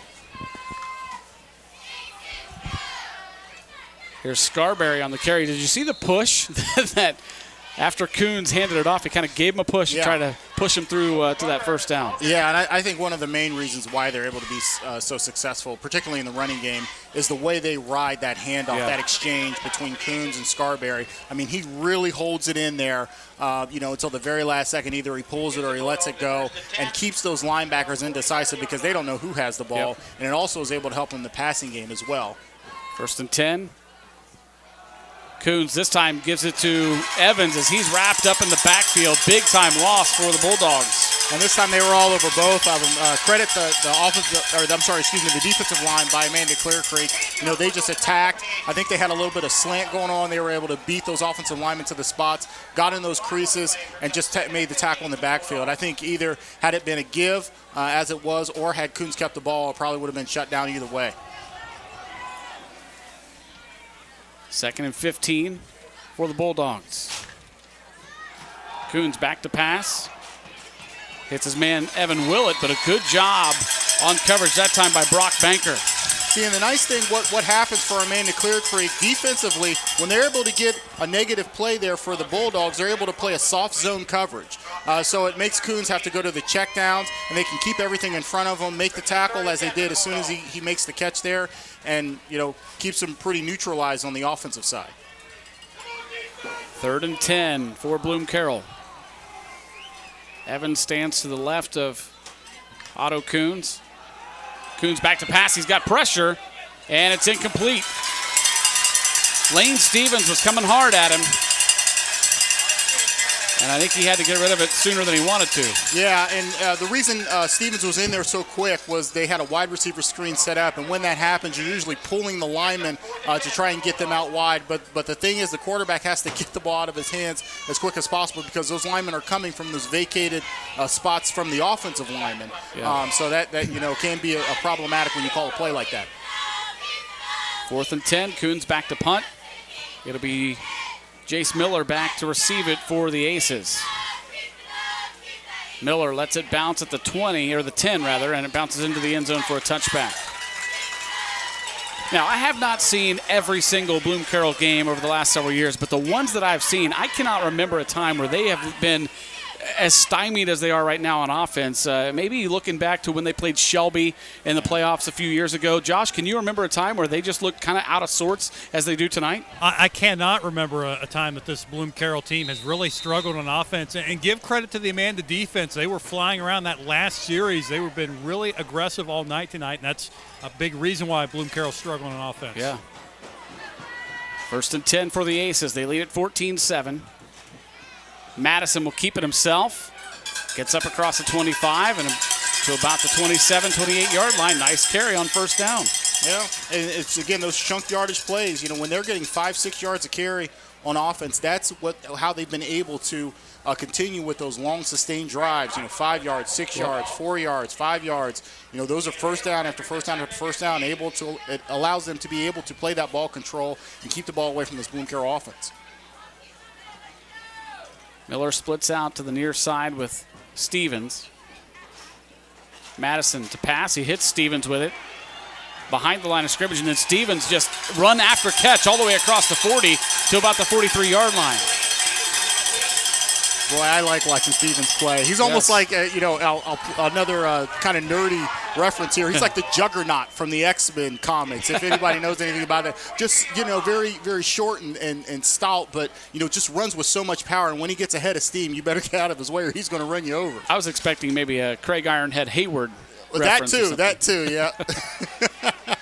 Here's Connell. He loses the football. It's punched out, and it goes out of bounds. It'll stay with the Aces. Unfortunate for the Aces there, that ball just took one hop and just ran right out of bounds. But that is going to be a negative play here. But, again, credit the Aces thus far tonight. Whenever they've had a negative play, they've been able to turn it into a 1st down nonetheless, whether it's a mistake by Bloom Carroll or they're able to get out of trouble themselves by making a big play on offense. They've gotten out of every single time they've had a situation like this where it's 1st and 15 or 2nd and 15 or 3rd and long. So we'll see what they do here. 2nd and 15 here. Madison hands it off to Miller over left guard, and Miller gets up near the original line of scrimmage. Actually, right at the original line of scrimmage. It's 42-yard line. And yet another wrinkle in the Aces offense there. You have Miller, who usually lines as one of the up back, lines as the deep back on that particular play. Probably giving Connell just a little bit of rest there. He's carried the ball quite a bit tonight, but again, Miller, because he is so versatile, able to put him in a lot of different spots. Hard snap count from Madison, and it draws them off sides. What number? Dead ball. Encroachment. Defense. 44. 5-yard penalty. Still. 3rd down. Makes it a little bit more manageable 3rd down here at 3rd down and 4. They hustle to the line of scrimmage. Madison looked like he lost his mouthpiece as he was running up. Pitches it to Miller, and a good job this time by the Bulldog defense. Looks like it was Brandon Totten there that made the initial contact. Coming in to help him out, Logan Blaine, and that's good to see because Blaine was the guy who was just called for coming off sides, and he didn't let it phase him. He comes right back and makes a play. That's what you want to see. Yeah, absolutely. Yep, just able to get off the field there by Bloom Carroll. And again, that was one of those times where they make a mistake and they allow the Aces to get back into a 3rd and short, as we talked about before, ways to get out of it. But kudos to Bloom Carroll for making the stop there, the important stop on 3rd down. Connell to punt it away. And it's a good high punt. A fair catch called for and taken at the 18-yard line by number 21. That's Drew Angelo. Got a late flag away from the football. Get our Don's Furniture and Mattress call here.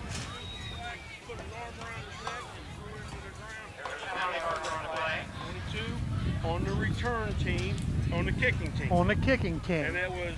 You don't want a personal foul? No. Well, yeah, go personal foul. Personal Has foul. arm around him. And, guy, personal foul. Kicking team had him around the neck and took him down. From right there. Personal foul. Kicking team, number 22, 15-yard penalty, first down. So you heard the explanation there by the officials. Definitely can't grab somebody around the neck and yank them down. So that's a 15-yard penalty all day. No, you can't do that. Great kudos to our crew there. You know, we heard almost like you were standing right next to him. Yeah. You hear every single part of that conversation. But again, yeah, just something you can't do, just a play, again, that the Aces can't have. You don't want to give this Bulldog offense any extra opportunity to get some free yardage to allow them to get some momentum going. Coons back to pass. Quick pass out to Caleb Swartz, and Swartz takes a hard hit and goes forward to near a first down yardage. I think Swartz gave it as much as he took it on that one, too. He did.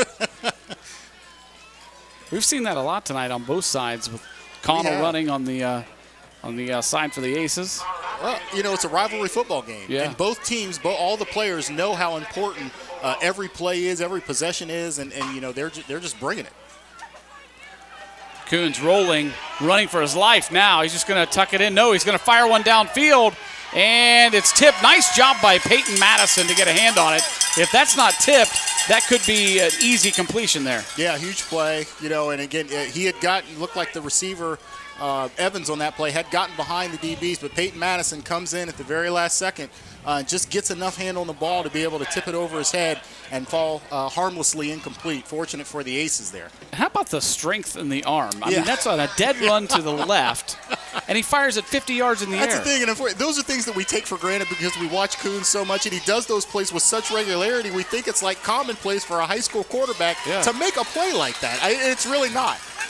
This one's going to be close on third down, and a long one. Handoff right up the middle. Coons was trying to push him forward for the first down, and I don't think he got it.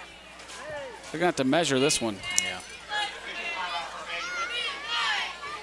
And even just looking at it from right here, I still think he's going to be short. I think he's going to be short for what it's worth, but there's a huge crowd down here in the field that's kind of hard to judge across the way. Yeah.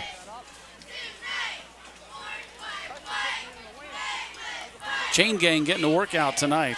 There's a good look right there. Is that from Jim Spires' camera up top? Way up high on the top of the press box. You'll see it stretch out here. Wow, you cannot get any closer than that. Oh, they gave it to him. He signaled first down. Oh. Yeah, I saw the Amanda players putting the fist up to signal fourth down, and then all of a sudden I saw the official. Well, you know, I will say this. From that angle, I think he was just a little, maybe 5 yards to the right of where that was lined up, so the angle might have made it look a little different. Coons, pass complete to Caleb Swartz. Swartz out to the 45-yard line of Amanda Clearcreek. Another first down. Yeah, and I mean, that's, you know, Coons, good kudos to him for recognizing how far the DBs are playing off on the outside receivers, you know, and just hooking up with Schwartz on a 5-6 yard stop route and letting him, you know, go get yardage. Looks like he lost a shoe on that play. He was slow to get up. I thought he was injured, but he just lost a shoe. Right. But hey, just take what the defense is giving you. Don't try to do too much and get first downs. Cowbells are out in force tonight in the Aces Stadium. Coons running for his life. He's going to try to take on Lane Stevens, gets around him, and then just steps out of bounds right about the line of scrimmage, the 45-yard line. That's a pretty impressive 0-yard play there, right? He ran a long way to get 0 yards. He did. But great job getting out of trouble, and an even better job there by the Aces secondary. Yeah. You know, again, and it's not like these are one receiver routes that Bloom Carroll's running. I mean, these are 2, 3 options that Otto Coons has when he's rolling to his left there, and none of them are open, so he's got to tuck it and try to make a miracle happen. Second down and 10. Scarberry going to be hit at the line of scrimmage and still somehow gets positive yardage up to about the 43. Going to bring up a 3rd down and 7 or 8 here. Looked like Bloom Carroll maybe got away with a little bit of early movement. A slot receiver and maybe one other player kind of flinched before. I'm surprised they didn't throw the flag. Coons, quick pass out, complete to Coppice, and short of the 1st down. So it looks like it was Brandon Dodds, actually. Oh, was Dodds, it? Okay. Excuse me. Yeah, number 28, Dodds. I mistook that for 26. So Brandon Dodds on the reception. 4th down and 2. Bulldogs going to go for it.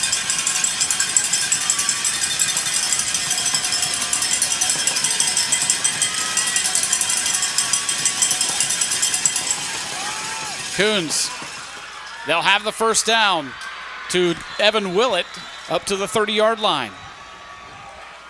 Great play call there. Again, fake the handoff to the right, had the motion, got the defense, particularly the linebackers, flowing to the left side there, and then run a swing pass out to the other opposite side. And they run that. They like to run that a lot with Willett. As we look here on the replay, and he gets some really nice yardage after the contact as well. They haven't ran it a lot tonight. They haven't ran a whole lot of anything tonight because they haven't had the ball much. This is their longest possession, I think, right, by far. exactly. Listen, we have a flag on that play. Oh, wow. It must have just rocked out of his stance. Full start. Offense. Number 61, 5-yard penalty, till 1st down.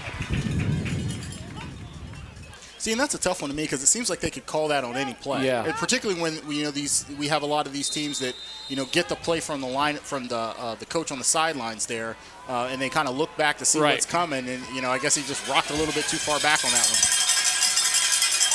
Makes it 1st and 15. Coons rolling again.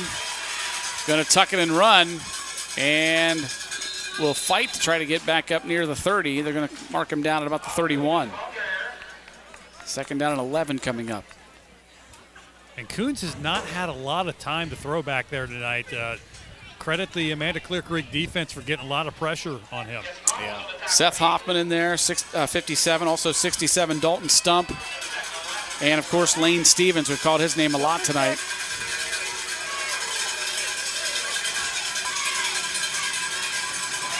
Coons to pass. This one's complete. I think this one is Coppice, maybe, out on the far side. Tough to see. I wasn't sure. Hey! Yeah, that was Coppice. Watch the replay here. There's a big hit at the end of it as Coppice gets a positive yardage play, but not a whole lot here. Watch this. Yeah, again, going back to the wide receiver screen, but nice job there. And that's Peyton Madison, the quarterback, trying to strip it out there. Wow. Jesse Connell. Great job. Yeah, Connell delivering the blow there. He's taken certainly his share tonight on the offensive end, but he delivers one right there on defense. Great job. 3rd and 6 for the Bulldogs. I think this is the deepest they've been in a long time. They couldn't decide who wanted to keep the football there. Coons pulls it out late, and maybe a wrong decision as he's got nowhere to go. Yeah. I think it maybe just been a miscommunication on the exchange there. And Connell, or I'm sorry, excuse me, Coons probably just decided to keep it himself just for the sake of not having a negative play with a fumble or something like that. But that's the downside sometimes to carrying that take out so long. 4th and 5 at the 25-yard line of Amanda Clearcreek. 24-yard line, rather, it looks like. Clock rolls at 1:30 to play in the 3rd quarter. Coons back to pass. Hits his intended receiver, and he's got the 1st down up across the 20 to near the 15-yard line. And that's Dodds again, just on that stop play. And I was actually going to say myself, I was curious of why they weren't trotting Shirky out there to go ahead and try a field goal on the 4th and 5 like that. They hasn't been a whole lot of points scored in this game. You take what you can get, but Bloom Carroll's always been aggressive. That's how they always played, and they stayed true to it on that one. Here's Evans coming around the right side. And lost yardage, I believe. No, they'll give him about maybe a yard. Clock stopped at 1:17 to play in the 3rd quarter. 2nd down and 9 for Bloom Carroll.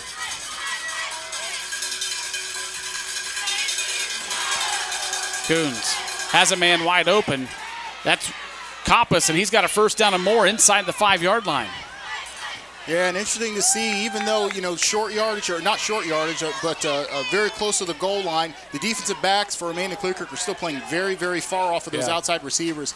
And as long as they do, we watch here on the replay, again, there's not even a cornerback, in the screen there when Coppice makes that catch. And again, not only does that allow him to make the catch cleanly, but also get some yardage after the catch because no one's right up on him at the time. Coons with nothing to do but just tuck it and run. It's going to be a foot race, and he's going to be brought down, a loss on the play. Tim Smith in there, as well as number 49 for the Aces. That's Connor Lafferty. Yep, and that was just a busted play there by Bloom Carroll. Tough to have those, especially when you get down in the red zone inside the 10-yard line. Those negative plays are things that you certainly don't want to see. They've been going a lot. Coppice to the left and Dodds to the right. Both those guys with several catches. And we've got a timeout. Coach Bartholomew and his crew want to talk about this one. Gives us another chance to thank some sponsors that are on board with the high school football season. Yeah, thanks to Standing Stone Bank. Whether you're ready to tackle a mortgage loan or need cash for home improvements, make Standing Stone Bank the key player in your home or business financial plans. Business to business, neighbor to neighbor, let's grow this town together. Standing Stone Bank, equal housing lender, member FDIC. And we'll check some scores from around the area tonight. Updated scores, we have Pick North is leading Reynoldsburg 14-10. It's Pick Central all over Gahanna 42-14 in the third quarter. Harvest Prep leads Grandview Heights 21-7 at halftime. Close one in Canal. Canal Winchester leads New Albany 27-20. It is Hamilton Township all over Fairfield Union 33-0. Lancaster all over Grove City 34-6. Looks like the Golden Gale is going to get their second win of the year. And Whitehall and Liberty Union have a tough one going on, just like we do here. 14-7. Whitehall leads Liberty Union in the third quarter. Byrne Union leads Ridgedale 39-0. That game in the third quarter as well. Hopefully Liberty Union can get their first win of the season, get off the schneid there against the Whitehall team. Second and goal from the 5. Coons back to pass. Looking, and he's got a man. That's Coppice for the touchdown. Great looking play there. It looks like it just had crossing routes across the board there, and great job, fantastic job by the Dogs offensive line there. Held that long enough. Again, that's probably as long as Otto Coons has had the entire night. As we look here on the replay, to just sit there, find his man cutting across Coppice for the touchdown. Nice job, completes the drive, 7 points, or 6 points. We'll see if they get 7 for the Bulldogs. Cameron Shirkey comes on to kick the extra point. Out of the hold of number 20, Bo Wisecarver. Wow, the snap was low and kind of to the left, and Wisecarver did a great job to just get it down. But that really could have been havoc right there, as that messes up the timing, but Shirkey did a nice job getting it through. Yeah, nice job by Shirkey, again, not losing his concentration at all after seeing a snap like that. And Wisecarver, my goodness, he pulled that one out of the ground and able to get it back up and ready, set for Shirkey as he came through for the kick. Our second half scoreboard sponsor tonight, brought to you by Buckeye Lake Marina. If you are looking for a new boat, a great pre-owned watercraft, or a place to get parts for your boat, Buckeye Lake Marina has it all.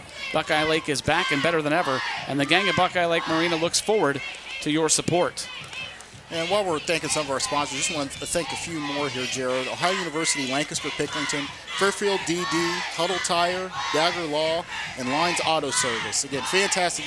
We just appreciate so much all of our local sponsors here allow us to bring you these high school football game of the weeks. It's so important for our community, for these kids, to be able to see the games that they're playing in, see them broadcasted. I know just from being a high school player myself back in those days, it was really nice to be able to see that and watch it with your friends and teammates. Just a really, really neat thing, and we thank all our sponsors who allow us to be able to bring it to you. Shirkey boots this one, takes a bounce and goes into the end zone, and so the Aces will have it after the touchback. We're all knotted up at 14 here with 12.6 seconds to play in the third quarter. At the pit. This has been a good one. It has. Just like we expected. Yeah, it's lived up to all the hype. Like I said, I'm sure, players from Bloom Carroll, players from Amanda Clearcreek, all the fans, and us as well as covering the game, had this one circled for a really, really long time. This is the class of the league, of the Mid-State League, here facing off here as we look at the drive summary there. A nice job, some time of possession there by the Bulldogs for once. Yeah, 17 plays, 66 yards, 6:33 off the clock, and a 5-yard touchdown pass from Coons to Compass as we have a flag here. Good ball. False start. Offense, number 70, 5-yard penalty, remains first down. And with that drive, the Bulldogs doubled their first half time of possession. Wow. That's crazy. That's saying something.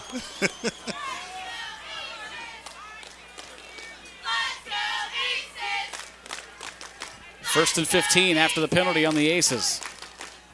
Madison keeps it himself.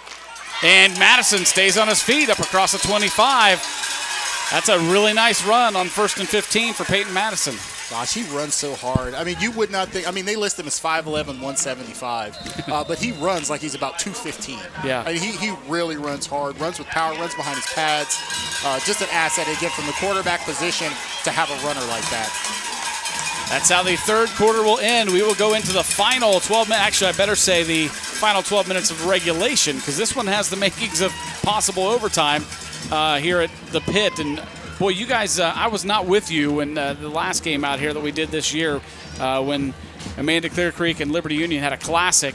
This one kind of having that same feel. I wasn't here. What's this? Does this kind of feel the same way? It does. It actually it feels even closer to that because the first game that we were here when the Aces squared off against Liberty Union, they controlled that game most of the game. It was 21-7 for the majority of the game. Liberty Union came on late. They scored twice in the last 4 minutes, and then it just came down again to the wire. A play that, at the risk of hyperbole, one of the most amazing plays I've ever seen in high school football. Josh, wouldn't you agree? Yeah, that's a pretty incredible way to finish the game, and I'm hoping we're getting an exciting finish like that tonight. And while I've got a moment, Marion, isn't somebody up there celebrating a special day today next to you? Yes, that would be my booth mate here. How many years ago was that picture taken? Oh, wow. Look at there. Happy birthday, Jared. Wow. I spend my birthday with you guys every year. How does that work? You got to get better friends, man.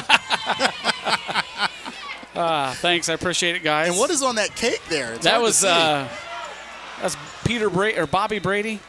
Oh, yes. Okay, so you were. I don't think you had started with us yet, not. but I had. There was a game. I think it was the game prior to that. I was losing my voice, and the reference was made that I sounded like Peter Brady singing in the episode where he was going through the voice change. Yes. And so the next week I show up and they've got a birthday cake with Peter Brady on it. That's tremendous. But I honestly, guys, I appreciate it, and I love being able to spend my birthday every year during football season with you guys. It seems like it does. October 4th always falls on a Friday. Well, it's happy birthday nonetheless. Great to have you. You're doing a great job. Third down and about 5, and the Aces are going to pick it up on the run. I can't believe the whistle hasn't blown. Gee whiz. It's like a rugby scrum out there. Evans actually came out with the football, but that was long after forward progress had stopped.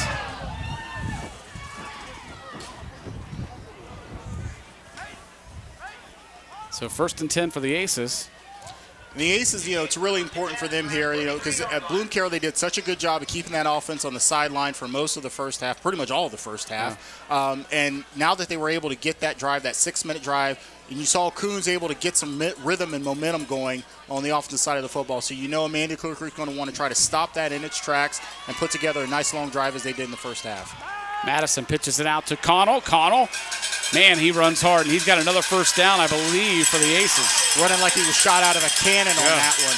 I mean, he just took that pitch and just hit it downhill. Love to see that, just blowing it up. 1st and 10 Aces. 11:07 on a stopped fourth quarter clock. 14-14 the score. And you'll remember on that last drive, they went a couple times to Jace Miller in the backfield as the deep back there, and I think it was nice to, give Connell a nice little break there. Now that he's back at the deep back position there at tailback, certainly is shown to be impressive there. Madison back to pass over the middle. Lane Stevens made a great attempt, but couldn't haul it in. Let's take a look at the upcoming schedules for these two teams. They are both sitting at 4-1 right now in the Mid-State League, or overall. There's Amanda Clearcreek's schedule. Yeah, and again, you see why this game is so important. Not a whole lot of wins there. Some of the teams that they play here on out, they do play a tough Tates Valley team on October 25th, but not a whole lot of other winning records. So very important when you're talking about computer points to make sure they get what they can. Look at this run. Wow. Look at Connell. Jesse Connell. Goodness gracious. Reminded me of Earl Campbell when he got his jersey ripped off. Running out of the jersey, exactly. That iconic shot. But yeah, and then we look here at Bloom Carroll. A lot of the same here. They've already played. Jonathan Alder wasn't successful there, but then you look at some of the other teams that they've played, not a whole lot of points that they may pick up along the way. So very important for both teams to try to get a win tonight against another 4-1 opponent. Yeah, both of them finish off the season. Tays Valley, the last game for Bloom Carroll, and second to last game for Amanda, so those will be big. Right. And as we look at their playoff potentials, of course, Amanda Clearcreek in Division 5, Region 19. There you see it. They're sitting right now 4th.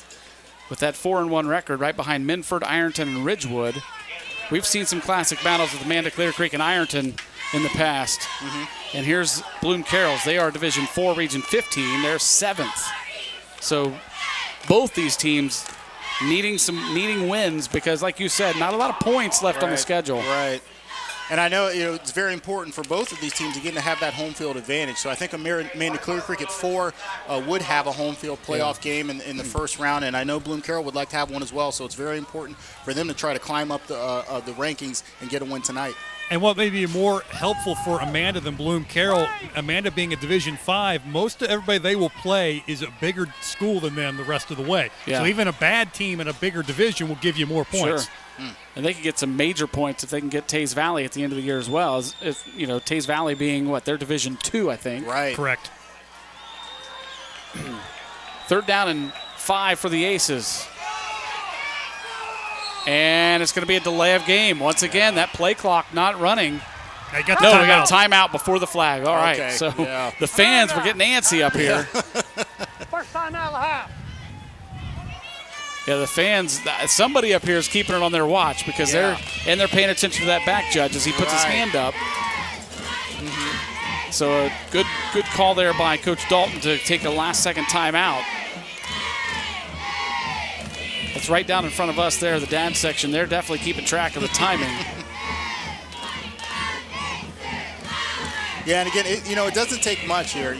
Every yard is important. Every penalty that you might have, how small or you think it might be, it's very important, especially at this time of game.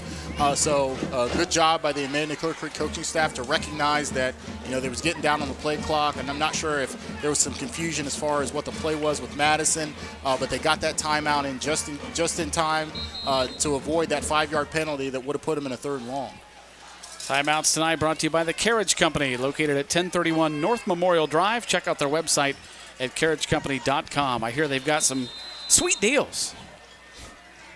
Every time I drive by there, I see a different car or truck that I would love to see myself in. Then they're doing their job. Exactly. Here comes Connell around the right side on a 3rd and 6. And a nice job by the Bloom Carroll defense. Caleb Swartz, as well as Trace Weiscarver. We've called Trace a lot tonight on the defensive side. Yes, both made a great play there. And Drew Angelo as well, number 21, did a good job of just stretching that out. Took on the block, did a really nice job of that. Again, didn't get pushed out of the play, was able to force Connell to run inside and push the flow back to the pursuit of the defense. So they were able to make the tackle, and that was a really nice play by all the Bloom Carroll, but specifically Angelo there on that. 4th and 4 here for the Aces. At the Bloom Carroll 31-yard line. They will go for it. 8:15 and counting here in the 4th quarter. Here comes Connell. Running behind his lead blockers, lowers his head, dives forward. It's going to depend on the spot. The Bloom Carroll side does not think he has it. Josh, you're down there closer than us. What do you think? I think he's a little short. The chain was down a little bit, so it's hard for me to see initially. But, yeah, now I see a spot. I'm pretty sure he's short. And they're going to measure it again. This is the most measurements I've seen in a game in a long time. Yeah, I get it. I mean, they definitely would just want to get it right. Right. You know, they want to get it right, and I understand taking it, the time to make sure that it's done correctly and the spot is done, and they know exactly what the call is. Yeah, he's definitely short. Yeah, he's way short. And the Bloom Carroll side erupts as they've got a chance here.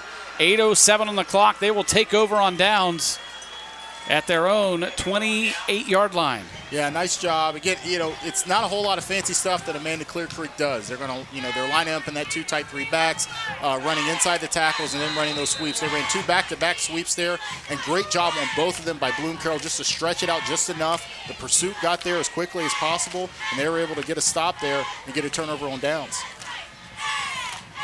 1st and 10 for the Bulldogs. Scarberry will line up to the left of Otto Coons.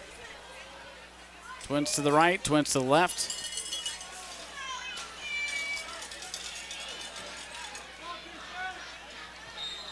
And a whistle and a delay of game. Dead ball, delay, offense, number 12, 5-yard penalty, still first down. Man, I'm telling you, not having that play clock is really, really affecting both these teams tonight. Yeah, it makes a difference when you're used to it all season long as a quarterback, and you can just, you have that safety valve to be able to just look up and see how much time you've got. When it's not there, you can try to look at the back judge, but when you're not used to finding that judge, it does make a difference. Coons, a quick pass out to the right. And a short gain, if any, but I think that's 24. Evan Willett on the reception. Yep. Nice job, a tackle there.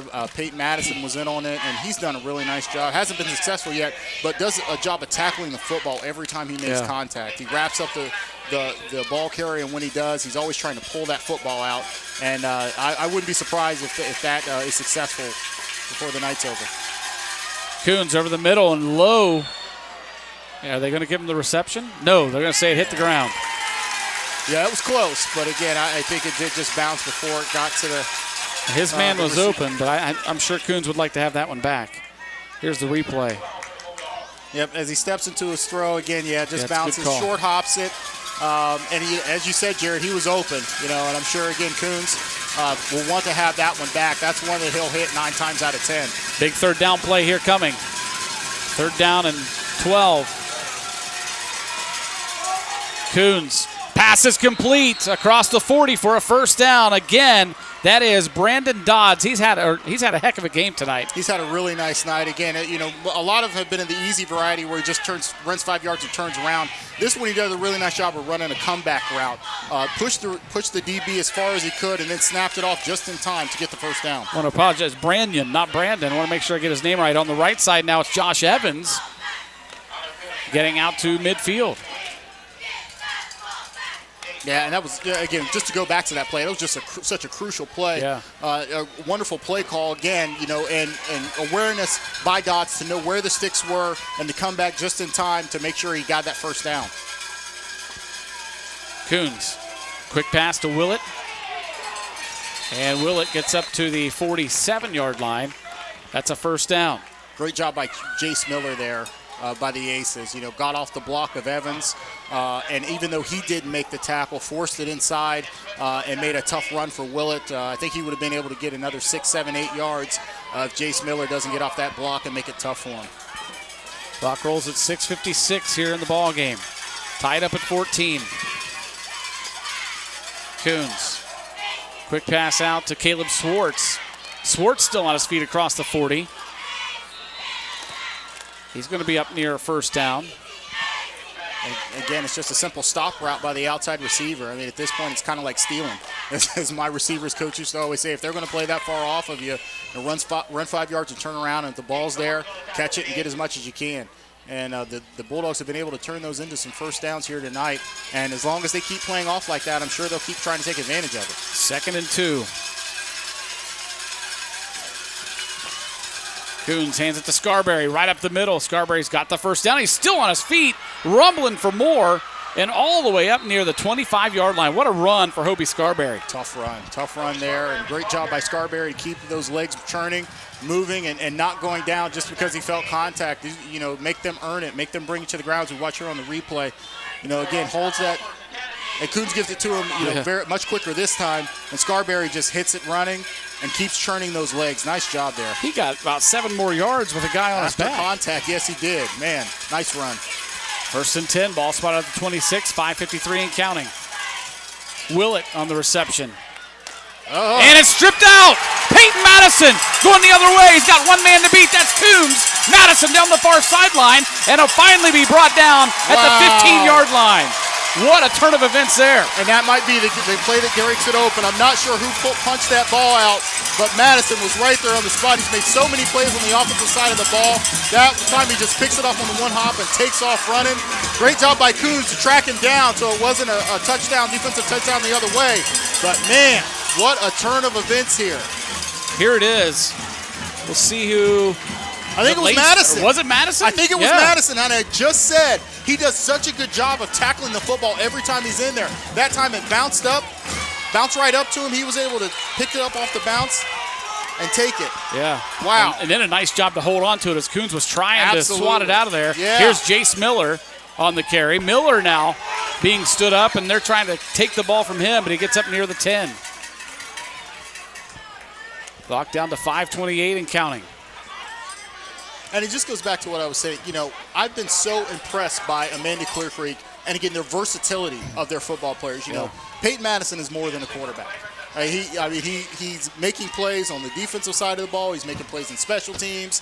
He just wants to be out there. He's going to make a play wherever you put him. He's a heck of an athlete, that's for sure. That's exactly, Jared. It boils down to he's a great athlete, as are so many other aces on this team. Here's another one. Here's Jace Miller. Miller inside the 5 and going to be brought down at about the 3-yard line. Watch the strip here from Peyton Madison. Yeah, and you see Madison's got him around the waist, and as he does, he just puts his right arm in there and just swipes it out. I mean, just swipes it out.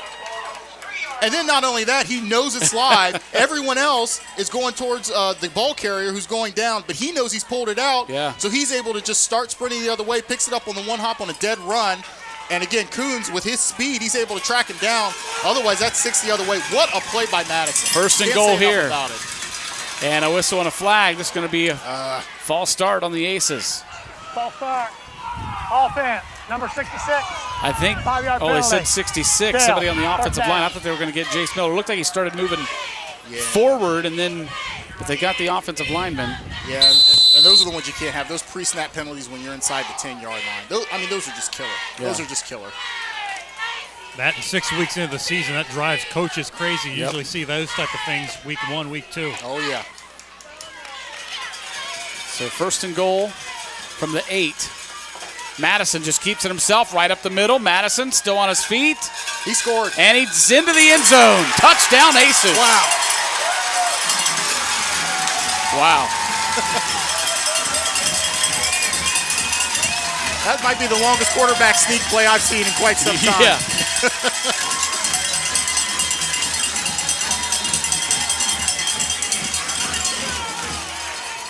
Weaver to come on to kick the extra point to put him up by 7 if he can make it.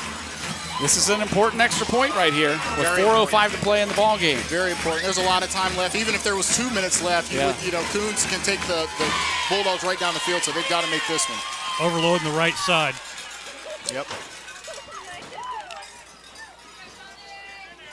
And he got it. So with 4:05 to play in the ball game, the Amanda Clearcreek Aces, after a big play from Peyton Madison, they take a lead 21-14, and here's that quarterback sneak. Here it is. Again, just a quarterback sneak, the simplest of plays. Again, as Josh alluded to earlier, it's almost like a rugby play. You know, the quarterback just takes the snap and just puts his head down and runs. And Bloom Carroll just wasn't ready for it at all. You know, they were looking for, you know, play either off tackle or possibly around the end. So when no one's over the head of the center, he can just bull forward. The quarterback follows him right to the end zone for 7 8 yards out. Credit those offensive linemen. Cole Bryan in there, Seth Hoffman. Boy, those guys doing a good job tonight. So the Aces now with a 7-point lead. Boy, how quickly the tide turned there. Bulldogs were putting together a really nice drive, moving it down the field, taking up time, which they haven't done tonight. Right. And then they had the strip from Madison. Yep, and it only takes one play. And when you've got, you know, a game changer like Madison, you know, again, we're so used to making plays on the offensive side of the football. He made a huge one there, as big as you're going to see on the defensive side, and forced that fumble, and then had a huge return to boot. Just tremendous.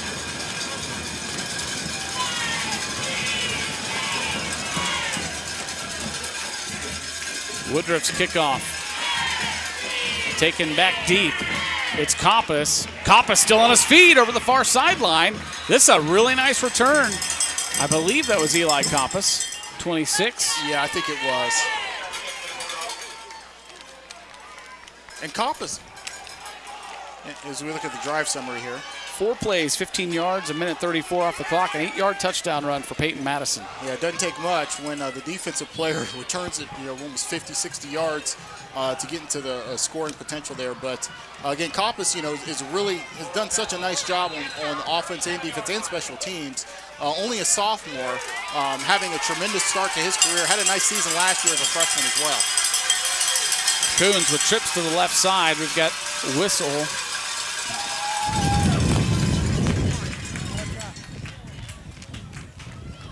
Put 3:51 on the clock.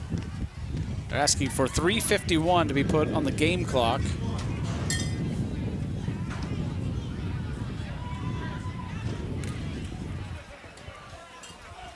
I don't think we needed the ref mic on that one. We would have heard him without it.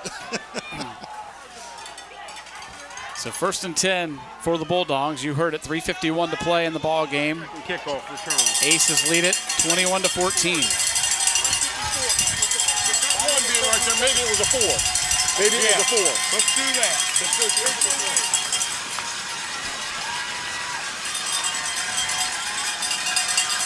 I think now they're going to add 3:54, William. Now they're adding 3 more seconds. 54.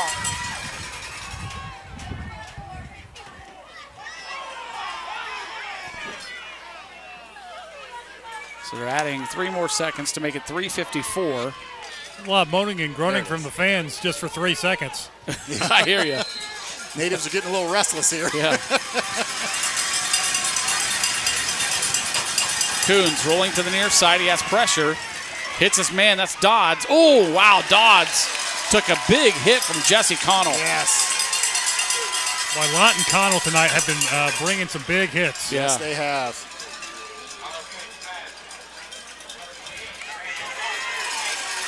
Second down and 5. Coons again to pass. Again, it is Dodds. And the forward progress might have gotten him the first down. Depends on the spot here. It's going to be close. They already signaled first down. Yeah, they did. First down, Bulldogs. Quickly getting up to the line of scrimmage.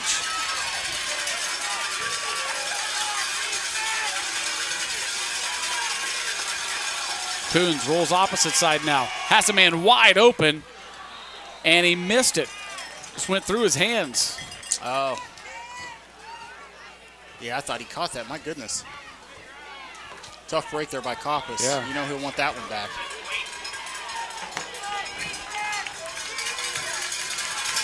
Brings up a 2nd and 10, 3:08 to play.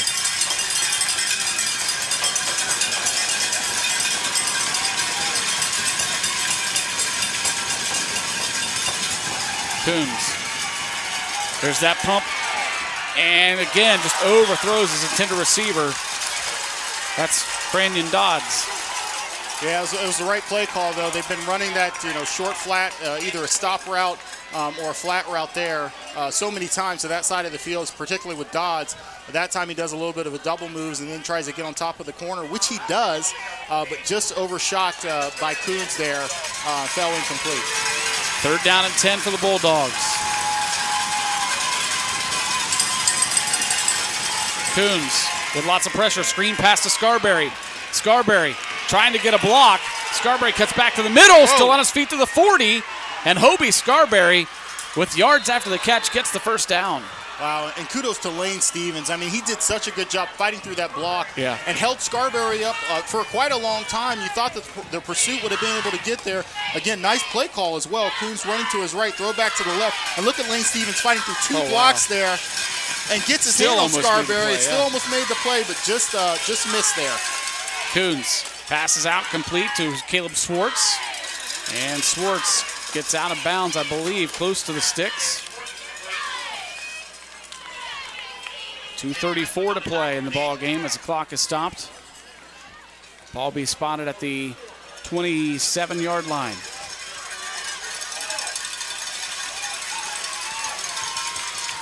Huge cushion on the slot receiver here on the near side. Yeah, you're right. Walking out now. Over the middle again. Just a little bit overthrown to Caleb Swartz. And they've missed a few times on that slant play, but it's been open every time they ran it. They just can't connect there. Mariano, are you surprised that Carroll hasn't taken more shots down the field tonight? I am a little surprised, but again, I think they've run much of a soft zone there, the Aces that is, and just trying to keep everything in front of them. Really the only way to take advantage of that is really on a double move and hope that the corner bites on him. So I think it's part of the defensive play design by the Aces. Here's a first down pass and catch. I also think, did he lose the football again? Yes, he did. And the Aces have it. Wow.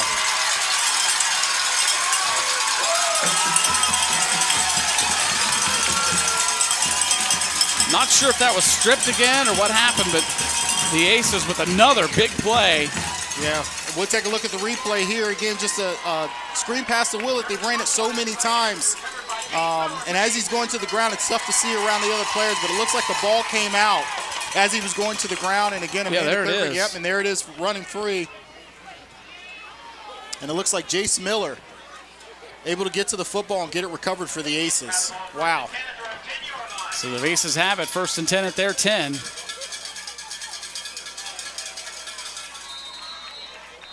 And quick timeout going to be called by Coach Bartholomew over on the far side after a gain of about 3. And we've got a quick break in the action. Let's thank another one of our sponsors. Thanks to Larry Tipton and the gang at Buffalo Wild Wings for great food, great service, and the best sports viewing in town.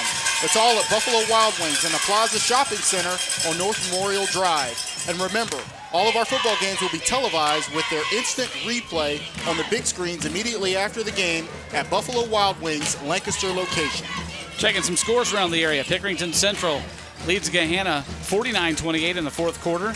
It's Pickerington North over Reynoldsburg 21-10 in the 4th. Harvest Prep over Grandview Heights 42-7 in the 4th. Canal Winchester cushioning their lead 34-20 over New Albany in the 3rd quarter. It is Whitehall over Liberty Union 20-7 in the 4th. Byrne Union leads Ridgedale 46-0 in the 4th. Hamilton Township wins over Fairfield Union 47-6. And the Lancaster Golden Gales pick up their 2nd win of the season 34-12, the final over Grove City.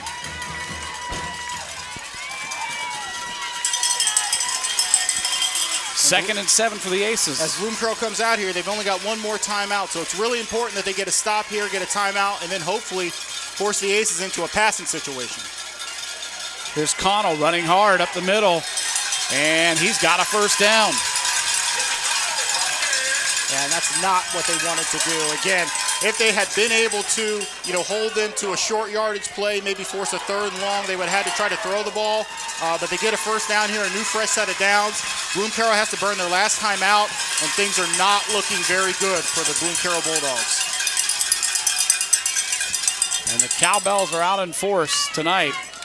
Boy, how about the last 2 drives? Bloom Carroll has had good drives put together, and just the defense of the Aces not only standing up those receivers, but stripping the football. Yeah, tackling the football, again, just being aggressive.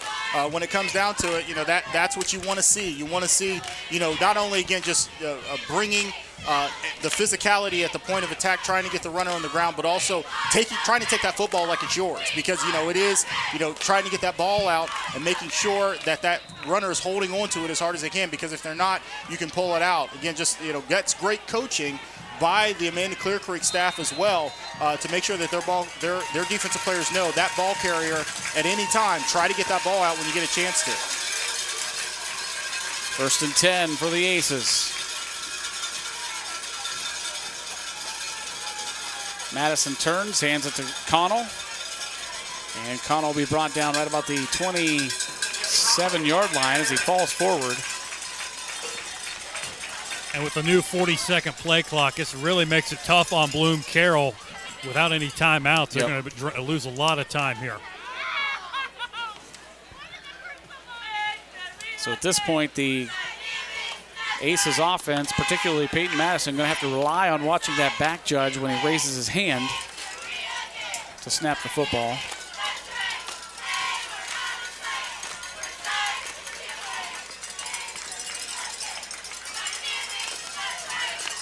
Second down and 4. Clock continues to tick at 1:21 and counting.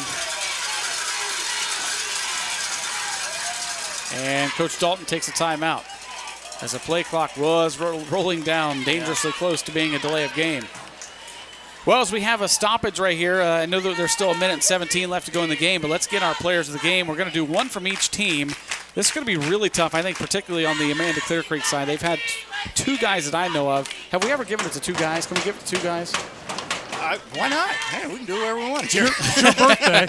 Let's go with the Bloom Carroll player first. Brought to you by Fairfield National Bank. Fairfield National Bank knows that when life gets real, you need a banker who cares about your story. Take Lauren, for example. After her father passed, Lauren knew her mother should move in with her, but she also knew mom needed help getting her finances in order. That's why they sat down with one of our bankers. Together, they got the attention and accounts they needed to navigate the transition, and Lauren found free time to finally make that pie that her mom likes. We call that banking built for your life. Fairfield National Bank is a division of the Park National Bank, member FDIC, equal housing lender. We will get our Bloom Carroll player of the game after this play. Second down, it's Connell. Moving forward, near the 30, going to be shy, going to bring up a 3rd down and about 2. Yeah, again, a lot of great players tonight for Bloom Carroll, but I think I would give it to Branyon Dodds. Yeah. He was really crucial in getting those drives started, particularly in the second half. Again, it wasn't anything fancy, just a lot of number 28 for the Bloom Carroll offense. Not really fancy, again, just running a lot of stop routes, but able to catch the ball, get down the field, brought a lot of first down, kept the chains moving, was a great outlet valve for Coons all night long. Branyon Dodds, congratulations, our Bloom Carroll player of the game. As Jace Miller picks up, I don't know, he's close. Yes, he picks up the first down, and that's going to seal the victory for the Amanda Clearcreek Aces. And let's get to the Amanda Clearcreek player of the game, brought to you by the Edwards Insurance Agency, specializing in providing personalized insurance coverage that meets the needs of our individual clients. Contact Todd or Dale Edwards today. Yeah. Let's see if you and I think alike here. Are you talking defensive player of the game? I'm just talking about an Amanda Clearcreek overall player of the game. Well, it's tough. If we're talking offense, I would probably want to give that to Jesse Connell, the way he ran hard tonight. But and I'm going to throw you for a loop here, Jared. If we're talking defense, I'm giving it to Peyton Madison.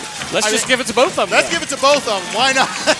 So our Amanda Clearcreek players of the game, brought to you by Edwards Insurance Agency, Peyton Madison and Jesse Connell. Congratulations to both of them. Congratulations to the Amanda Clearcreek Aces. A huge victory tonight in the Mid-State League Buckeye, 21-14 over Bloom Carroll. And after they shake hands, Josh is going to try to get a word with Coach Dalton. And boy, Marion, what a game this was tonight for Amanda Clearcreek. A couple big plays defensively to end it. Yeah, when it came down to it, it was just that. It was the Amanda Clearcreek defense able to make those turnovers, with Bloom Carroll driving deep in their territory, ability to take a score on one to win the game and one to tie the game. And again, just great plays of, again, tackling the football, getting that ball stripped out, and having the sense of mind to fall on it as well and pick it up and take it the other way, that made for an easy score on the offensive side. I mean, it really just came down to that. Again, it was a pretty clean game in the first half, but when you look at the second half, those 2 turnovers were the difference in the ball game. Aces run down. You can hear it. ringing the victory bell as all of them run over after they shake hands. And Josh is making his way back to the sideline.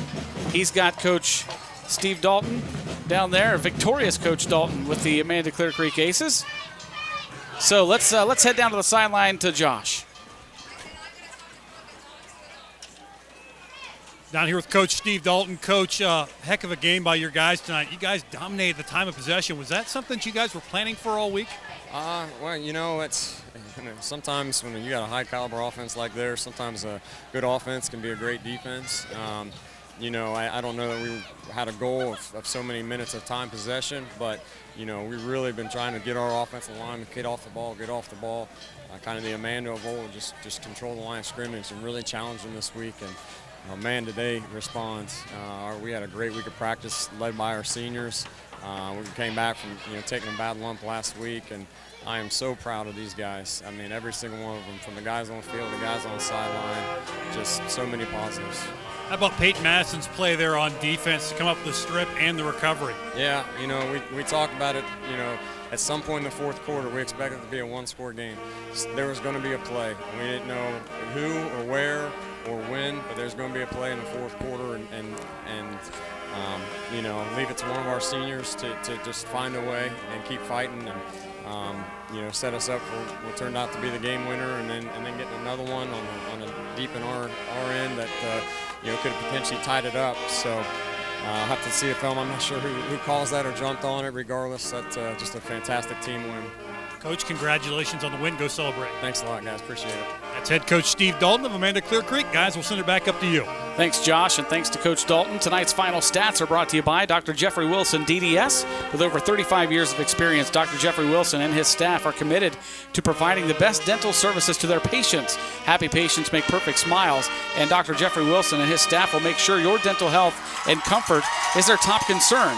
Now accepting new patients, Dr. Wilson is currently located in Bremen, but will be expanding and bringing his years of service to Lancaster this fall. His office can be reached at 740-569-7563 to make an appointment. And we're looking at the stats here.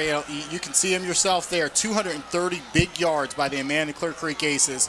Just allowed them to play that ball control offense, as Josh had asked Coach about earlier, and just kept that Bloom Carroll high-powered offense off the field. Just got just enough of what they needed in the passing game, 46 yards. And kudos again to the Aces defense, the secondary in particular, after getting torched last week by Waverly, only allowing 192 yards by such a talented quarterback in Otto Coons. But when it all comes down to it, we talked about it, those two big turnovers. Again, deep in the ability to score, the Bulldogs were there. They turned the ball over twice. That ended to be the difference. And again, Amanda Clearcreek not turning the ball over at all was a huge feather in their cap as well. Hey, I want to say thanks to our crew once again tonight. Our producer-director down in the truck, Bob Campetti. On graphics, Donnie Ziegfeld. Replays, Shane Messina. Our statistician was Beth Campetti. And also, my son Gavin came with me tonight, and he was helping out in the truck. There he is. He was running stats from Beth up to Donnie, I believe, to get those the graphics on the air. And also on our cameras tonight, doing their great job as always. Down on the field, Tom Russo. Our middle camera, Jason Roush. And our top camera, Jimmy Spires. Josh, boy, another classic here at the pit. Yeah, absolutely. I mean, you thought that Carroll was going to come back there a couple of different times and tie that one up, but great job by the Amanda defense tonight. They came ready to play, and they made the big plays when they needed to. Marion, I won't be with you next week, but you guys will have Lancaster as they head up to Pickerington to take on Pick Central. And, regardless of records, we were talking about this at halftime, and Josh brought up a great point. He said it doesn't really matter if Lancaster's having a down year. They always play tough against Pick Central, and last year they got a huge win against Pick Central. Right. One of their biggest wins of the season, maybe one of the biggest wins of the program history, and they've had a lot of big ones. Again, it's just one of those things where they're kind of up to the challenge. Coach is always going to have them ready to play. Coach Carpenter does a very nice job of preparing his team. And after getting a big win this week, their second win of the season, they're going to have some good momentum. I expect them to be ready and give Pick Central all they can handle next week. So again, your final score tonight, congratulations to the Amanda Clearcreek Aces, victorious over Bloom Carroll in a big Mid-State League Buckeye Division battle, 21-14. For our entire Interface Video Productions crew and Josh Messerly and my partner and friend here, former Bobcat. You got the Bobcats gear on tonight. Go Bobcats tomorrow against Buffalo. Marion Royster. I'm Jared Stewart. Have yourselves a great night, everybody. Happy birthday, Jared. Happy birthday.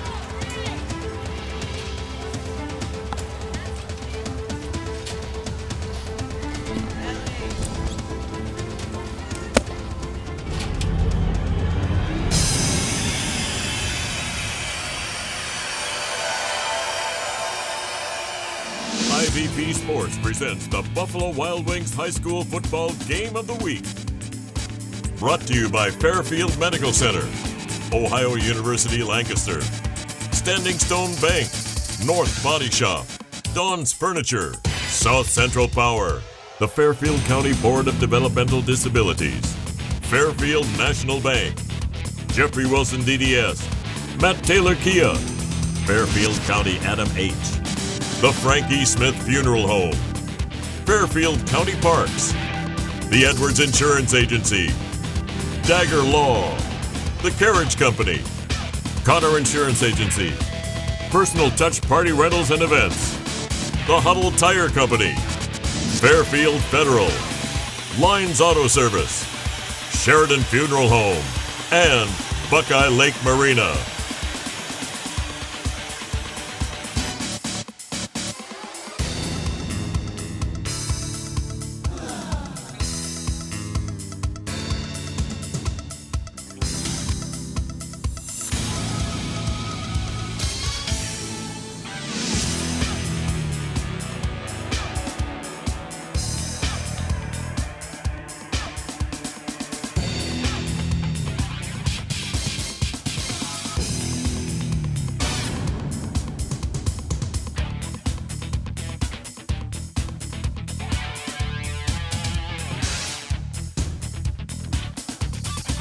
This has been an IVP Sports production.